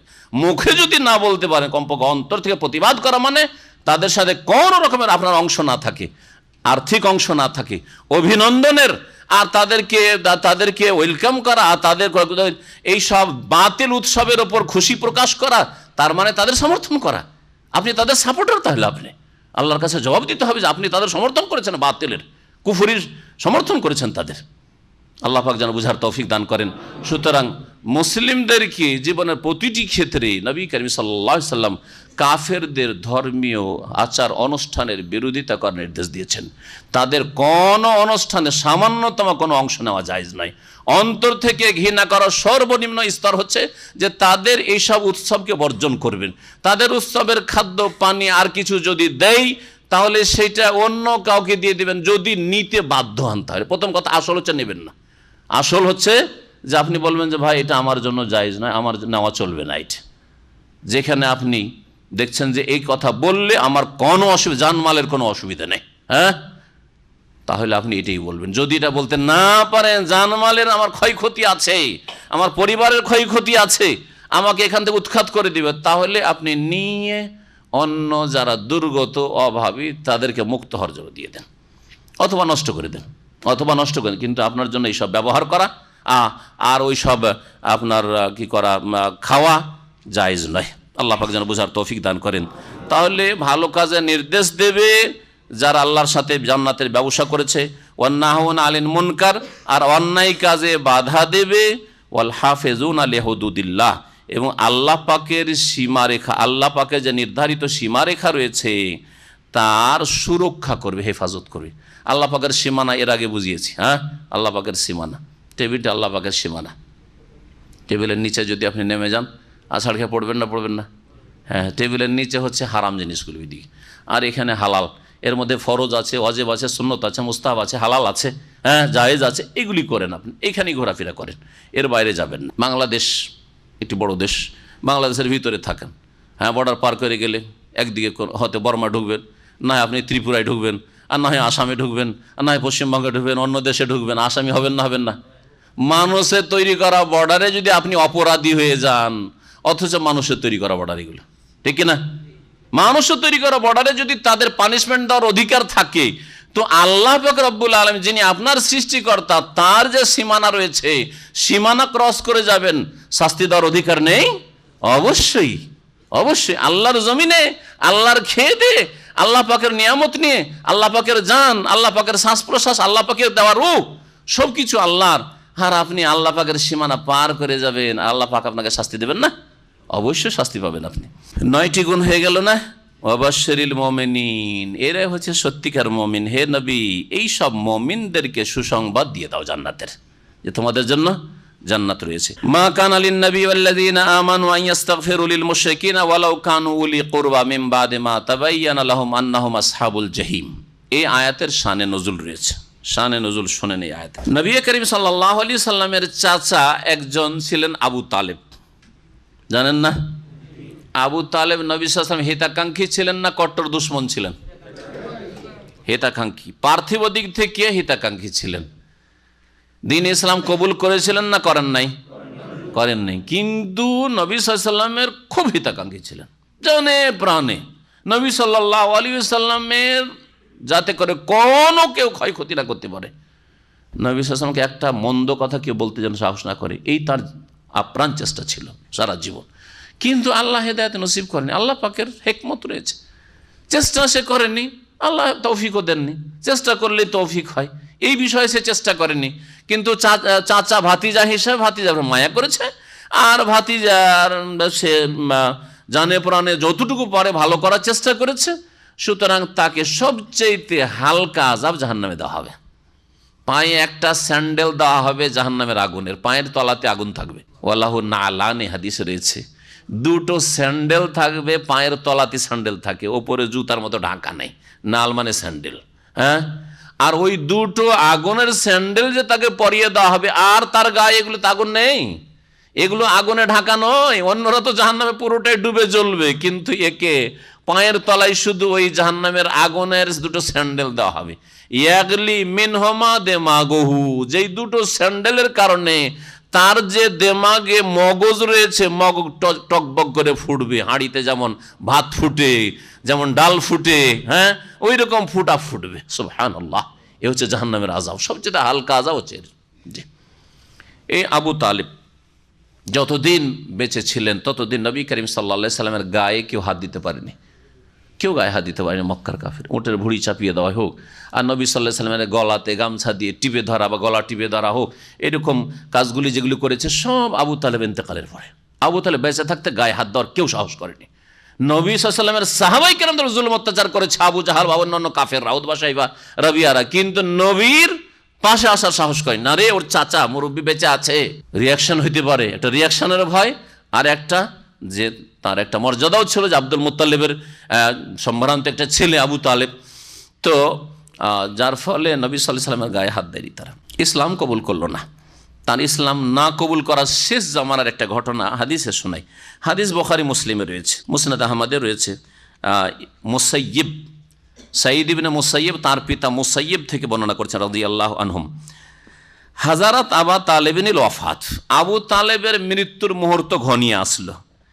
তখন দাখালা আলাইহিন নবী সাল্লাল্লাহু আলাইহি ওয়াসাল্লাম, যখন লাম্মা হাজারাত আবা তালেবিনিল ওয়াফাত, যখন আবু তালেবের মৃত্যুর মুহূর্ত ঘনিয়ে আসলো, নবী করিম সাল্লাল্লাহু আলাইহি ওয়াসাল্লাম আবু তালেব চাচার বাড়িতে প্রবেশ করলেন। ওয়াইনদাহু আবু জাহলিন ও আবদুল্লাহ ইবনে আবি উমাইয়া, সেই সময় আগে থেকে গিয়ে আবু জাহল বসে আছে। আবু জাহল এই উম্মতের ফেরাউন। নবী সাল্লাল্লাহু আলাইহি ওয়াসাল্লাম বলেছেন যে প্রত্যেক উম্মতের ফেরাউন রয়েছে, আর এই উম্মতের ফেরাউন হচ্ছে আবু জাহল। আবু জাহল তার গায়েরও জোর ছিল, কথারও জোর ছিল, আর নেতৃত্বেরও জোর ছিল মক্কায়। এই জালেম আবু জাহল আগে থেকে বসে আছে যে কি জানি মোহাম্মদ এসে আবার মুসলমান না বানিয়ে দেয় চাচাকে। হ্যাঁ, মুমূর্ষ অবস্থা আছে বা শেষখানে একটু হুঁশ হচ্ছে, বেহুশ হচ্ছে, এই সময়টা আমি থাকি, যাতে করে আমাদের ধর্মের ওপরে আবু তালেব থাকে। আগে থেকে বসে আছে। আর একজন নেতা ছিল মক্কার আবদুল্লাহ বিন আবি উমাইয়া, এও বসে আছে। এই দুই নেতা বসে আছে কাফেরদের। নবী করিম সাল্লাল্লাহু আলাইহি ওয়াসাল্লাম তারপরে প্রবেশ করলেন। তাহলে বোঝা গেল ইসলামের দাওয়াত দিতে গিয়ে কথা বললে হবে না যে এই পরিবেশ ভালো না, এখানে পরিবেশ ভালো না, না কথা বললে হবে না। আরে নাপাক পরিবেশও গিয়ে দাওয়াত দিতে হবে। জি, এই কথা চিন্তা করলাম যে আমার এটা পরিবেশের সাথে খাপ খায় না, আমি ওই রকম জায়গায় যেতে পারবো না, এইরকম চিন্তা আর ভাবনা রাখা উচিত নয় একজন দিনের দাওয়াত দানকারীর জন্য। নবী করিম সাল্লাল্লাহু আলাইহি ওয়াসাল্লাম সেখানে প্রবেশ করলেন। ফাঁকা লাগিয়ে বলেন, এই আম্মে, হে চাচা। এই মানে ইয়া, হারফে নেদা কয়েকটি রয়েছে, তার হচ্ছে একটি হচ্ছে এই আম্মে, হে চাচা, কুল লা ইলাহা ইল্লাল্লাহ, আপনি একবার লা ইলাহা ইল্লাল্লাহ বলে দেন। কালেমাতান, এমন একটি কালেমা, এই কালেমা উহাজ্জু লাকা বিহা ইনদাল্লাহ, আপনার জন্য এই কালেমার দ্বারা আমি আল্লাহর সামনে বাদানুবাদ করতে পারবো। আল্লাহর সামনে গিয়ে আমি কথা বলার সুযোগ পাবো যে আল্লাহ, আমার চাচা কালিমা পড়েছে, আল্লাহ ছাড়া সত্য মাবুদ নেই, এই কথার স্বীকৃতি শাহাদাত দিয়েছে, সুতরাং আল্লাহ আমার চাচার কোনো আমল থাক আর না থাক, একে আমি জান্নাতে নিয়ে যাবো। শেষ সময়ে কালিমা পড়েছে, আর শেষ সময় কেউ যদি কালিমা পড়ে আর কোনো আমল না থাকে, সে জান্নাত পাবে। ভালো করে শুনে রাখেন আমার কথা থেকে, এ বুঝবেন না যে কালিমা পড়লে যে জীবনের যে কোনো সময় কালিমা পড়লি জান্নাত, এটা ভুল কথা। কালেমা পড়ার পরে যদি নামাজ পড়ার সুযোগ না পান, এক ওয়াক্ত সুযোগ পেলেন না, সকালে সূর্য ওঠার পরে সকালে 7টায় কালেমা পড়লেন, আর জোহরের আজানের আধা ঘন্টা আগেই মৃত্যুবরণ করলেন, জান্নাতি কিনা? বিনা হিসাবে জান্নাতি। এর মধ্যে কোনো গুনাহ করেননি, যদি এর মাঝখানে কোনো পাপ না করেন, শিরিক কুফরি আর অন্য কোনো পাপ না করে থাকেন, হ্যাঁ, তাহলে আপনি বিনা হিসাবে জান্নাতি। কারণ আপনি মুসলিম, আর আপনার খাতা পাপ থেকে ক্লিন হয়ে গেছে। হ্যাঁ, নেকি যদি কিছু নাও লেখা হয়ে থাকে তো পাপও নেই কিছু, আর এই কালেমার নেকি আছে, আপনার কালেমার নেকি আছে, তাহলে বিনা হিসাবে জান্নাত আপনি। বোঝা গেছে? ভালো করে বুঝেন। কিন্তু কালেমা পড়লেন, মুসলিম হলেন আপনার 20 বছর বয়সে, অথবা জন্মসূত্রে মুসলিম হয়ে সাবালক হয়ে দিলেন 15 বছর বয়সে, আর মারা গেলেন আপনি 60 বছর বয়সে, নামাজ পড়লেন না, বলছেন আমি তো মুসলিম আছি, কালেমা তো আমার আছেই, পাওয়া যাবে জান্নাত? না, জান্নাত পাওয়া যাবে না। কারণ আল্লাহ আপনাকে অনেকটা সুযোগ দিয়েছেন, যার মাঝে আপনার 5 ওয়াক্ত নামাজ অনেকবারই ফরজ হয়েছে, অনেক দিন ধরে 5 ওয়াক্ত নামাজ আপনার ফরজ থেকেছে, অনেক রোজা ফরজ থেকেছে, জাকাত ফরজ হয়েছে, হজ ফরজ হয়েছে, আর যদি মহিলা হয়তো ওই যে হেজাব পর্দা ফরজ হয়েছে, আপনি অনেক পাপ করেছেন, অনেক ফরজ ছেড়েছেন, সুতরাং আপনাকে এগুলোর হিসাব দিতে হবে। জি। আর নামাজ ছাড়লে মুসলিম থাকে না, বিশেষ করে নামাজ ছাড়লে মুসলিম থাকে না। দুটোতে পার্থক্য বুঝতে পারলেন? জি। নবী করিম সাল্লাল্লাহু আলাইহি ওয়াসাল্লামের এক সাহাবী ওহদের দিন সকালবেলা, ওসাইর এমন নাম, সিরাতুন নবীর কিতাবে রয়েছে, সকালবেলা সূর্য ওঠার পরে কালেমা পড়েছে, আর কালেমা পড়ার কিছুক্ষণ পরে নবী সাল্লাল্লাহু আলাইহি ওয়াসাল্লাম ঘোষণা যে ওহদের কাছে চলে এসেছে মক্কার কাফেররা, তাড়াতাড়ি ওহদে বেরিয়ে চলো, জিহাদে যেতে হবে। ওই সাহাবী কালেমা পড়ে বেরিয়ে চলে গেছে, যাওয়ার পরে জোহরের আগে আগে শহীদ হয়ে গেছে, জোহরের আগে আগে শহীদ হয়ে গেছেন। তো সিরাতুন নবীর কিতাবাদিতে তার একটা হেডলাইন আছে যে রাজুলুন দাখালাল জান্নাতা, এক ব্যক্তি জান্নাতে গিয়েছে, ওয়ালাম ইয়াসজুদ লিল্লাহি সিজদার, জীবনে একটা সিজদাও আল্লাহকে করে নাই। তো এইরকম যদি আপনি ভাগ্যবান হন যে শেষখানে কালেমাটা পড়লেন অন্তরে বিশ্বাস করে, আর নামাজের টাইম এলো না, আর মারা গেলেন, জান্নাত অবশ্যই। কিন্তু আপনি জন্মসূত্রে মুসলিম হয়ে 15 বছরে সাবালক হয়েছেন, কতদিন আপনার নামাজ ফরজ থেকেছেন, নামাজ পড়েননি, আপনি আধা পড়েছেন, আধা পড়েননি, মাঝে মাঝে পড়েছেন, মাঝে মাঝে পড়েননি, আর অত সোজা যে শুধু কালেমা দিয়ে জান্নাত পেয়ে যাবেন না। কালেমা হচ্ছে একটি চাবি, আর চাবির দাঁত রয়েছে। হ্যাঁ, হাদিসে রয়েছে, একজন তাবি বলছেন যে হ্যাঁ, প্রত্যেকটি চাবির কি থাকে, চাবিতে লোহা থাকে, আর ওতে কি থাকে, কয়েকটা দাঁত থাকে, ওয়ালাহু আসনান, আর দাঁতগুলি হচ্ছে সলাত, 5 ওয়াক্ত নামাজ, জাকাত, সিয়াম, রোজা, হজ, অন্যান্য ফরজ ওয়াজিবাত, আর তারপর হারাম নাজাইজ থেকে বেঁচে থাকা, ওগুলো ঠিক রাখতে হবে, তাহলে জান্নাত পাওয়া যাবে। জি। তো শোনায় এই শানে নজুল, কেন এই আয়াতটি নাজিল হইল? নবী সাল্লাল্লাহু আলাইহি সাল্লাম কালেমা পড়তে বললেন যে আল্লাহর কাছে আমি এই কালেমাটা দিয়ে তো আপনাকে নিয়ে যেতে পারবো, জান্নাতে চেষ্টা করবো। ফাকাল আবু জাহল ওয়া আব্দুল্লাহ বিন, সাথে সাথে আবু জাহেল এবং আব্দুল্লাহ বিন আবি উমাইয়া কি বলছি, আবা তালেব, হে আবু তালেব, আতার গাবান মিল্লাতে আব্দুল মুত্তালিব, তোমার বাবা আব্দুল মুত্তালিব তার ধর্ম থেকে তুমি ফিরে যাবে, শেষখানে বাপের ধর্ম ছেড়ে দিবে তুমি? আর আমার দেশের বিদাতিরা কি বলে, তোর বাপকে বাপ বলবি না অন্যকে বাপ বলবি? যদি আপনি কবর মাজার পূজা ছেড়ে চলে আসেন, অথবা মিলাদ করতেন, মিলাদ ছেড়ে চলে আসেন, কোরআন খানি বক্সানো কাজ করতেন, ওগুলো ছেড়ে চলে এসছেন, চল্লিশা মল্লিশা করতেন, ওগুলো ছেড়ে চলে এসছেন, আরও কিছু করতেন, ওই সব তরিকা মরিকা মানতেন, পীরের মুরিদ ছিলেন, ছেড়ে চলে এসছেন, তখন বিদাতিরা কি বলে তোর বাপ ছাড়া অন্যকে বাপ বলবি, ওই ওর বাপ দাদা ধর্মটা হয়ে ওর বাপ নাকি। আউযুবিল্লাহ। এটা তো ইয়ের কথা, আবু জাহালের কথা, যে আতার গাবান মিল্লাত আব্দুল মুত্তালিব। হ্যাঁ, তোমার বাবা আব্দুল মুত্তালিব যেই ধর্মের উপরে মরেছে সেই ধর্ম ছেড়ে তুমি অন্য ধর্মে চলে যাবে, তুমি বাপ দাদা অবমাননা করবে, তুমি অপদস্থ করা হবে বাপকে। এই বলা বলি চলতে, এইদিকে নবী সাল্লাল্লাহু আলাইহি ওয়াসাল্লাম বলে চাচা কালেমাটা পড়ে নেন, ওইদিকেও বলতে থাকে কি তুমি কি ভাবছো, মনে হচ্ছে তুমি দুর্বল হয়ে গেছো, তুমি ভাতিজার কথাতে নরম হয়ে গেছো মনে হচ্ছে, না তুমি ছেড়ে দিবে মনে হচ্ছে। শেষখানে আবু তালেবকে তৌফিক হলো না, বলছে আনা আল্লাহ মিল্লাতে আব্দুল মুত্তালিব, আমি বাপ আব্দুল মুত্তালিবের ধর্মের উপরেই মরবো, আমি ওর উপরেই থাকলাম। জি সুবহানাল্লাহ। এর নাম হচ্ছে তৌফিক। মানুষ চেষ্টা করলে আল্লাহ তৌফিক দান করেন। চেষ্টা ছিল না, বাপদাদার ধর্ম তার কাছে প্রাধান্য পেয়েছিল ওয়াহির ওপর, রিসালাতের উপর, রাসূলের ওপর। ভাতিজা ছোট হইল রাসূল, আর বাপ আব্দুল মুত্তালিব বড় হইল, বয়োজ্যেষ্ঠ হইল, মুরব্বী হইল, তিনি রাসূল না। যখন রাসূলের ওপর, রিসালাতের ওপর, রাসূলের কাছে ওহী এসেছে, কোরআন এসেছে, কোরআনের ওপর যখন বাপদাদার ধর্মকে প্রাধান্য দিল, তখন আল্লাহ পাক হক মানার তৌফিক দিলেন না। তাহলে এইরকমই যদি আপনার অবস্থা হয়, আপনাকে কোরআন এবং হাদিসের দলিলের কথা কেউ বলছে, আর অন্যজন বলছে বাপদাদার ধর্মের কথা বলছে, মেজরিটির কথা বলছে, এখন কোন দিকে যাবেন নেন আপনি কোন তরিকায় যাবেন? আপনি যদি আবু তালেবের রাস্তা ধরেন তো সেটা আপনার জন্য, হ্যাঁ আপনার জন্য, আর তার যা পেতে হয় তা পাবেন, আপনি পাও না। আর যদি আপনি ওহীর সাথে থাকেন, রাসূলের সাথে থাকেন, তাহলে তার উত্তম বদল আল্লাহ পাকের কাছে পাবেন। নবী করিম সাল্লাল্লাহু আলাইহি ওয়াসাল্লাম দেখেন চাচা তো কুফরি অবস্থায় মরেই গেল, তবে চাচাকে বললেন, চাচা লা আস্তাগফিরান্না লাকা মা লাম উনহা আনকা, অবশ্যই আপনার জন্য আল্লাহর কাছে ক্ষমা চাইতে থাকবো যতক্ষণ আল্লাহ আমাকে নিষেধ না করবেন।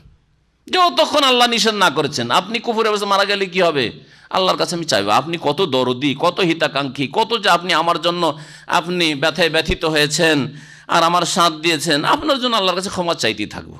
এই আয়াত নাজিল হয়ে গেল। এখন আয়াতে আসেন। ফানাজালাত, কি আয়াত নাজিল হলো? আল্লাহ পাক 113 নম্বর আয়াত বলছেন তাতে, সূরা তওবার, মা কানা লিন-নবী ওয়াল্লাযীনা আমানু, নবীর জন্য এবং মুমিনদের জন্য, বিশ্বাসীদের জন্য উচিত নয়, সমীচীন নয়, কি আইয়াস্তাগফিরু লিল মুশরিকিন, যে বহুত্ববাদী মুশরিকদের জন্য ক্ষমা চাইবে।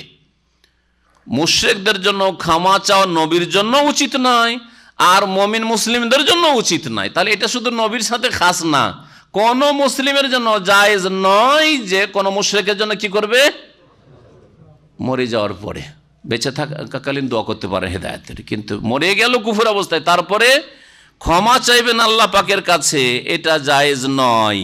ওয়ালাউ কানু উলি কুরবা, যদিও নিকটাত্মীয় হোক না কেন, মিন বাদে মা তাবায়্যানা লাহুম, এ কথা সুস্পষ্ট হয়ে যাওয়ার পরে যে আন্নাহুম আসহাবুল জাহিম, এরা জাহান্নামের অধিবাসী হয়ে গেছে, অর্থাৎ কুফরির অবস্থায় মারা গেছে, কুফরি শিরকের অবস্থায় মারা গেছে, তার মানে কি হয়ে গেছে, জাহান্নামে চলে গেছে, জাহান্নামের অবস্থা, জাহান্নামে অবস্থান করছে, তাদের সিজ্জিনে তাদের আত্মা চলে গেছে। সুতরাং এটা জানার পরে কোন মুমিনের জন্য, এমনকি নবীর জন্য জায়েজ নয় যে মুশরিকের জন্য কি করবে, আল্লাহর কাছে ক্ষমা চাইবে। তাহলে স্পষ্ট কখন হয় যে এই লোকটি কুফরি অবস্থায় মারা যাবে বা গেল? কখন স্পষ্ট হয়? কুফরি অবস্থায় মারা গেলে। যতক্ষণ মারা যায়নি নিরাশ হওয়ার কিছু নেই, তাহলে ততদিন পর্যন্ত হেদায়েতের দোয়া করবেন, হেদায়েতের দোয়া করবে, এটা তো স্পষ্ট। কিন্তু যদি তখন আল্লাহ আমার বাপ মুশরিক হয়ে রয়েছে, নতুন মুসলমান হয়েছেন, হয়তো বাপ হিন্দু রয়েছে, মা হিন্দু, আমার মাকে তুমি মাফ করে দাও, বলা যাবে না? যাবে না। বাপ আপনার কবর পূজারি, কবর পূজা আর হিন্দুদের পূজা একই পূজা, কোনো পার্থক্য নেই, কিন্তু কোরআন হাদিসের দৃষ্টিতে কোনো পার্থক্য নেই। বহুত্ববাদ, একত্ব আর বহুত্ব, ব্যাস। জি, এক আল্লাহর ইবাদত করেন না বহুর, এ হচ্ছে ব্যাস, সেটা যেই আকারই পূজা করেন না কেন। তো কথা হচ্ছে যে আপনার বাপ যদি মুশরিক হয়, মা যদি মুশরিক হয়, অথবা কেউ মুশরিক হয়, তাদের জন্য হেদায়েতের দোয়া তো কথাটি স্পষ্ট। কিন্তু যদি এ কথা বলেন যে আল্লাহ আমার মাকে তুমি ক্ষমা করে দাও, হ্যাঁ, মায়ের তওবা তুমি কবুল করো, এই ধরনের ভাষাগুলি বলা যাবে কি না? একদল বলে যাবে না, অন্যরা একটু চিন্তা করো, যাবে না? যাবে না? যাবেওয়ালা কেউ আছে? যারা বলছেন যাবে হাত উঠান। যাবে দল খুব হালকা মনে হচ্ছে, কিন্তু যাবে, মাশাআল্লাহ, আওয়াজ জোরে আছে, সাহস আছে। তাহলে কি করে যাবে, কি করে আল্লাহর কাছে ক্ষমা চাইছেন? ও তো কাফের। হেদায়েত দেওয়ার মাধ্যমে। আল্লাহ তুমি হেদায়েত দিয়ে তাকে ক্ষমা করো। তো ক্ষমা চাওয়া মানে হেদায়েত চাওয়া। যদি আপনি ক্ষমা চাইছেন, সরাসরি ক্ষমা আল্লাহ করবেন না। তো যখন ক্ষমা চাইছেন, যদি দোয়া কবুল হয়, তো আল্লাহ হেদায়েত দিবেন, তার মধ্যে ঈমান দেবেন, সে তৌহিদ প্রতিষ্ঠাকারী হবে, শিরক মুক্ত হবে, কুফরি মুক্ত হবে, নাস্তিকতা মুক্ত হবে। তাহলে তার কি হবে? ক্ষমা হয়ে যাবে, হেদায়েত হবে, তার সাথে সাথে ক্ষমা হয়ে যাবে। সুতরাং ভাষা পরিবর্তন হলে কোনো অসুবিধা নেই যতক্ষণ বেঁচে আছে। এখন একটা প্রশ্ন উঠে যায় যে নবীকে আল্লাহ নিষেধ করলেন যে মুশরিকদের জন্য দোয়া করা যাবে না, এইরকমই মুমিন মুসলিমদেরকেও নিষেধ করলেন। তো ইব্রাহিম আলাইহিস সালাম কি করে তার বাবা আজর ইন্তেকালের পরে কি করে দোয়া করেছেন বাপের জন্য? যে আল্লাহ আমার বাপকে, ওয়াগফিরলি আবি ইন্নাহু কানা মিনাদ দাল্লিন, কোরআনে কারিমে রয়েছে। হ্যাঁ, যে আল্লাহ আমার বাপকে মাফ করে দাও, সে তো গুমরাহ হয়ে মারা গেছে। এই দোয়া কেমন করে করেছিলেন? এর উত্তর আল্লাহ পরের আয়াত 114 নম্বর আয়াতে দিচ্ছেন। এই যে আয়াতটি আবু তালেব সম্পর্কে নাজিল হয়েছে, এটা হচ্ছে প্রসিদ্ধ বুখারী মুসলিমের রিওয়ায়াত। আর একটি রিওয়ায়াত রয়েছে মুসলিমে, কেউ কেউ ওই ঘটনাটিকেও এখানে পেশ করেছেন যে ওই সময় নাজিল হয়েছে। নবী করিম সাল্লাল্লাহু আলাইহি ওয়াসাল্লাম যখন একবার মদিনা থেকে মক্কা যাচ্ছিলেন, তো রাস্তায় ওনার আম্মা আমেনা ইন্তেকাল করে আবুয়া নামক স্থানে। এখনো আবুয়ার বোর্ড পাবেন, মদিনা থেকে মক্কার দিকে যেতে কিছু দূর যাওয়ার পর দেখবেন আবুয়া লেখা আছে আরবিতে। তো এই আবুয়া নামক স্থানে ইন্তেকাল হয়। ওখানে যখন পৌঁছলেন, তো নবী করিম সাল্লাল্লাহু আলাইহি ওয়াসাল্লাম মায়ের কবরটা দেখার জন্য জিয়ারত মানে কি? জিয়ারত মানে দেখা। কিন্তু আমাদের দেশের মানুষরা জিয়ারত মানে কি বুঝে? শুধু দেখা না, যে কবরটা দেখে চলে গেলে ওটা জিয়ারত হলো না। হ্যাঁ, কবরে গিয়ে যদি দোয়া টোয়া করে, ওইটার নাম জিয়ারত। কবর জিয়ারত মানে দোয়া করা। একা দোয়া করাও জিয়ারত না আমাদের দেশের মানুষের কাছে। গোটা গ্রামকে, কয়েকশো জনকে দলবল বেঁধে নিয়ে যেতে হবে আর সম্মিলিত একসাথে মোনাজাত করতে হবে, তাহলে আবার জিয়ারত হবে। বোঝা গেছে? শুধু তাতে না, ওতে কিছু বিদাতি আরো কিছু পড়তে হবে। 11 বার দরুদ শরীফ পড়তে হবে, আর কুল কয়েকটা পড়তে হবে, কুলখানি করতে হবে। হ্যাঁ, আমি একবার ছোটকালে 12-13 বছর বয়স মাদ্রাসার ছাত্র, আর আমাদের পাশে কিছু বিদাতিরা রয়েছে, তো ওদের কবর জিয়ারত আছে, তো চলে গেছি। তো আমাকে মাদ্রাসা পড়া ছেলে দেখে, 12-13 হবে বয়স, বলছে তুমি গ্রামের কেউ কিছু জানো না, লেখাপড়া জানো না, তো আমাকে দোয়া করতে বলেছে। আমি তো শহীদ তরিকা যেটা হাত উঠিয়ে দোয়া করে দিলাম। একটু বাড়তি করলাম, যেটা দেশাচার, সেটা হচ্ছে সম্মিলিত মোনাজাত।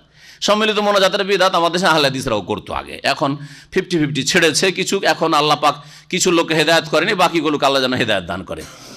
তো অথচ আহলে হাদিস এই বিধাতটা অনেকে করে যাচ্ছে। তো যাই হোক, সরাসরি ওই মোনাজাত শুরু করেছি, মোনাজাত সারলাম। তারপরে মুরব্বীকে আরো 60, 65, 70 বছর বয়স বলছে যে দোয়া তো হইল না।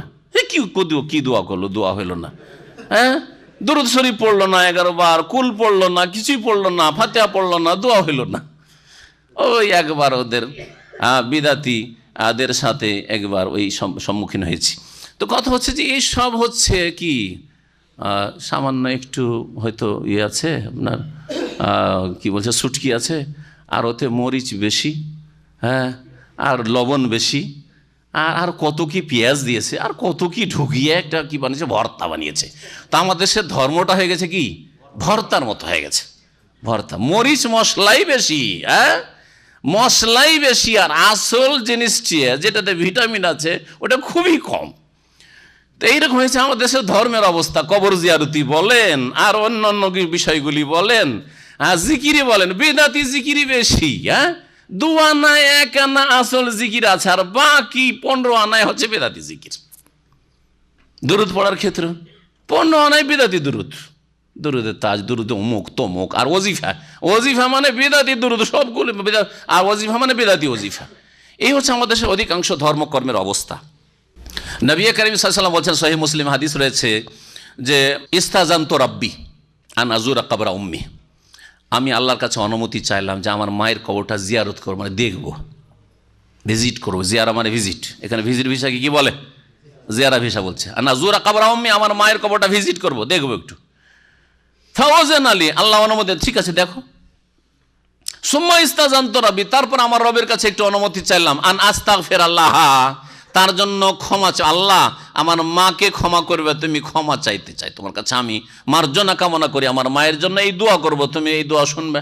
অনুমতি চাইলেন, প্রথম পারমিশন আল্লাহ পাকের কাছে। ফালাম ইউজাল্লি, আমাকে অনুমতি দেওয়া হইল না, আমাকে অনুমতি দেওয়া হইল না। আয়াত নাজিল হয়েছে, এই আয়াত নবীর জন্যও জায়েজ নয়, কোনো মুমিন মুসলিমের জন্য জায়েজ নয় যে মুশরিকের জন্য কি করবে, ইস্তেগফার করবে, ক্ষমা চাইবে। তো নবী সাল্লাল্লাহু আলাইহি ওয়াসাল্লাম মা শিরকের অবস্থায় মারা গেছেন, হ্যাঁ, পুতুল পূজা প্রতিমা পূজার অবস্থায় মারা গেছেন, সুতরাং নবী করিম সাল্লাল্লাহু আলাইহি ওয়াসাল্লামকে অনুমতি দেওয়া হয়নি। সহিহ মুসলিমের হাদিস রয়েছে। তারপরে ইব্রাহিম আলাইহিস সালাম যে বাপের জন্য দোয়া করেছিলেন, তো এই যে সংশয়, তাহলে ইব্রাহিমের জন্য যদি দোয়া করা চলে বাপ কুফর অবস্থায় মারা যাওয়ার পর, তো আমার জন্য কেন চলবে না, আমার নবীর জন্য কেন চলবে না? এর উত্তর আল্লাহ স্বয়ং দিচ্ছেন, ওমা কানা ইস্তিগফারু ইব্রাহিম আলী আবিহি ইল্লা আন মাউইদাতিন ওয়াদাহা ইয়্যাহ। ইব্রাহিম আলাইহিস সালামের ক্ষমা চাওয়া যে ছিল তার পিতার জন্য, এটি একমাত্র ছিল ইল্লা আন মাউইদাতিন ওয়াদাহা ইয়্যাহ, একটি প্রতিশ্রুতির ভিত্তিতে, যে প্রতিশ্রুতি তিনি করেছিলেন তার পিতার সাথে, যে আব্বা আপনি আমার কথা শোনেন আর না শোনেন, আপনি ইসলাম কবুল করেন আর না করেন, ঈমান নিয়ে আসেন আর না নিয়ে আসেন, প্রতিমা পুতুল পূজা আর প্রতিমা বানানো ছাড়েন আর নাই ছাড়েন, লা আস্তাগফিরান্না লাক, আপনার জন্য আমি কি করব, ক্ষমা চাইব, আমি ক্ষমা চাইব আপনার জন্য। এই যে একটা ওয়াদা করেছিলেন, এই জন্য আল্লাহ পাকের কাছে এই বাপের ইন্তেকালের পরে ওয়াগফির লি আবি, আল্লাহ আমার বাপকে মাফ করো। আল্লাহ তাকেও বারণ করেছেন পরে যে না, তোমার বাপের জন্য চাওয়া যাবে না। তাই বলছেন যে ফালাম্মা তাবায়্যানা লাহু, যখন স্পষ্ট হয়ে গেল তার জন্য, কার জন্য, ইব্রাহিম আলাইহিস সালামের জন্য, কি আন্নাহু আদুউল লিল্লাহ, যে আমার পিতা সে হচ্ছে আল্লাহর দুশমন, কাফির, আল্লাহর, যে আল্লাহকে অস্বীকার করে, আল্লাহর ইবাদতকে অস্বীকার করে, আল্লাহর ইবাদত করে না, সে আল্লাহর বন্ধু নয়, দোস্ত না হয় দুশমন। মানুষ দুই রকম আছে, হয় দোস্ত আল্লাহর আর না হলে দুশমন। তাহলে বোঝা গেল যে সাধারণ মুমিনও আল্লাহর দোস্ত, যে আল্লাহকে ভালোবাসে, আল্লাহ পাকের ইবাদত বন্দেগী করতে প্রস্তুত, হ্যাঁ, আর কিছু হয়তো গুনাহও আছে, সাধারণ আল্লাহর বন্ধু।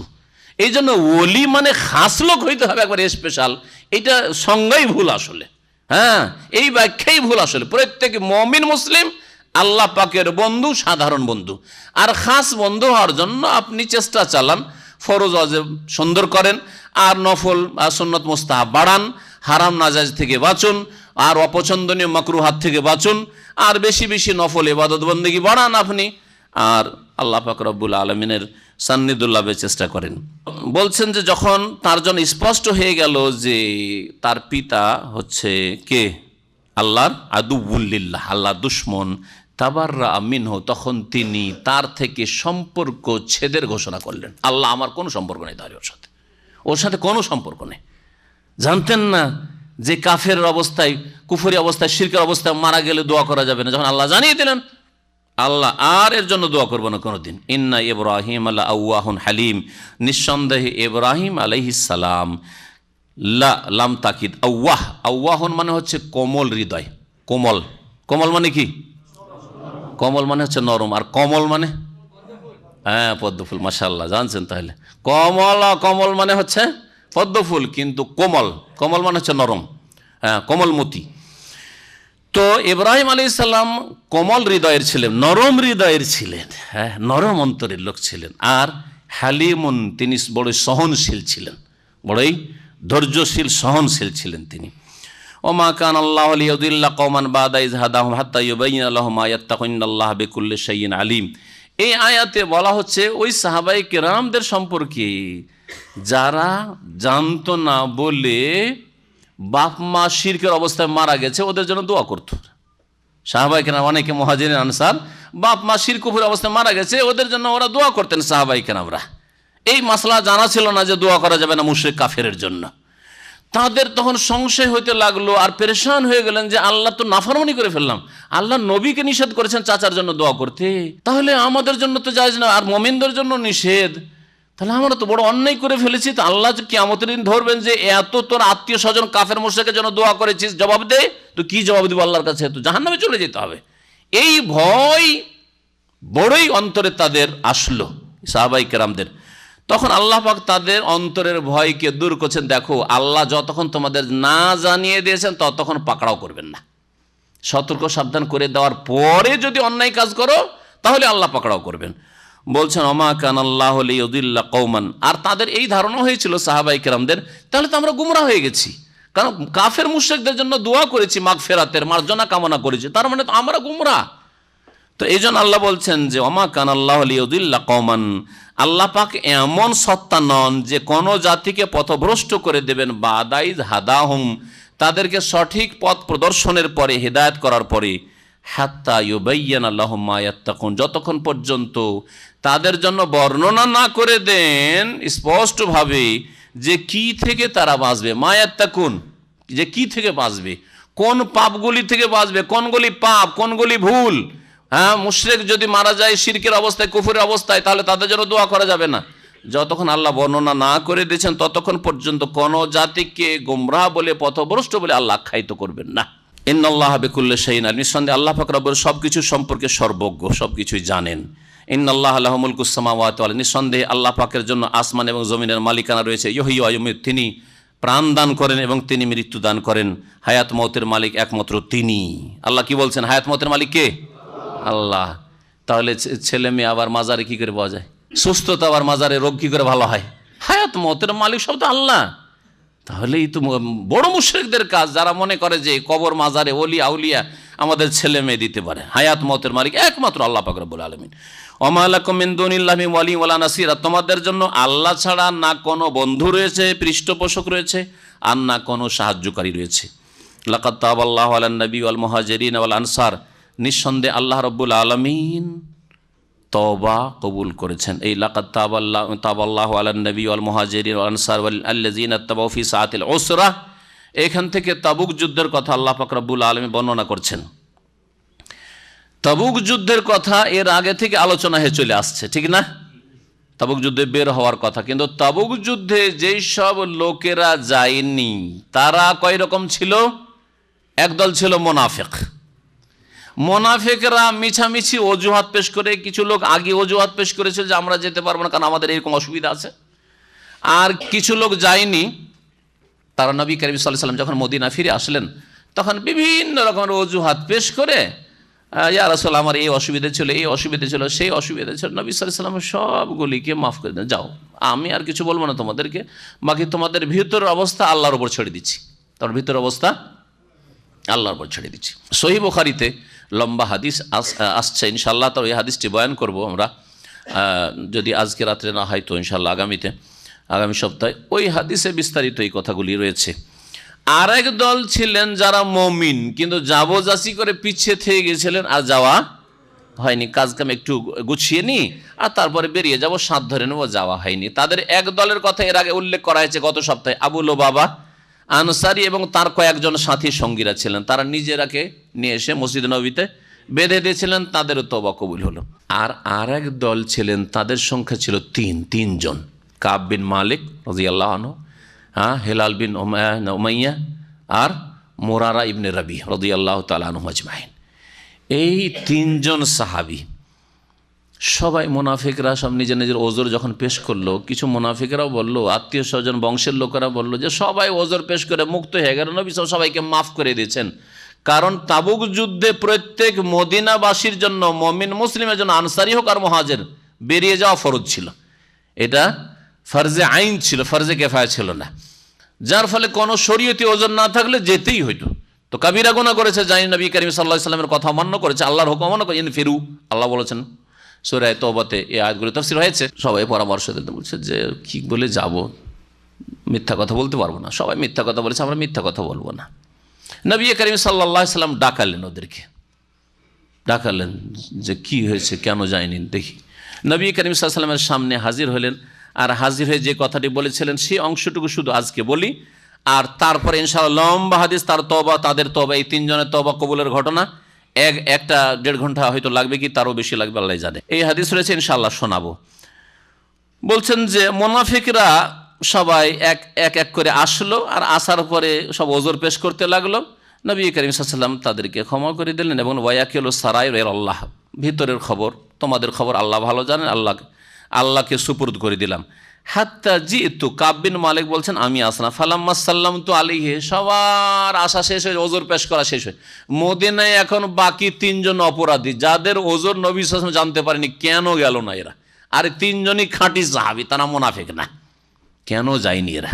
বলছেন কাব বিন মালিক যে আমিও আসলাম, আসার পরে সালাম বললাম নবী সাল্লাল্লাহু আলাইহি ওয়াসাল্লামকে, মুচকি হাসলেন, যখন সালাম বললাম তখন তাবাসসামাল মুগজিব, মুচকি হাসলেন কিন্তু রাগান্বিত ব্যক্তির মুচকি হাসার মতো, যে রেগে থাকে আর হাসি মুখে থাকে তার হাসিটা একটু অন্যরকম হয়, তাই না? ওই রকম হাসা হাসলেন, একটু মুচকি হাসি নবী করিম সাল্লাল্লাহু আলাইহি সাল্লাম। সুম্মা কাল আলী, তারপরে তাল তাল বলে নবী সাল্লাল্লাহু আলাইহি সাল্লাম, ফাজিয়েতু আমশি, কাছে আসলাম, হাত্তা জালাস্তু বাইনা ইয়াদিহি, নবী করিম সাল্লাল্লাহু সামনে বসে, ফাকাল আলী মা খাল্লাফাকা, কি জন্য তুমি পিছনে থেকে গেলে, আমাদের সাথে গেলেন? আলাম তাকুন কাদ ইশতারাইতা জাহরান, তোমার কি বাহন ছিল না? তোমার কাছে তো উট ছিল, সাওয়ারির ব্যবস্থা ছিল। তখন তিনি বললেন যে ওজোর ছিল।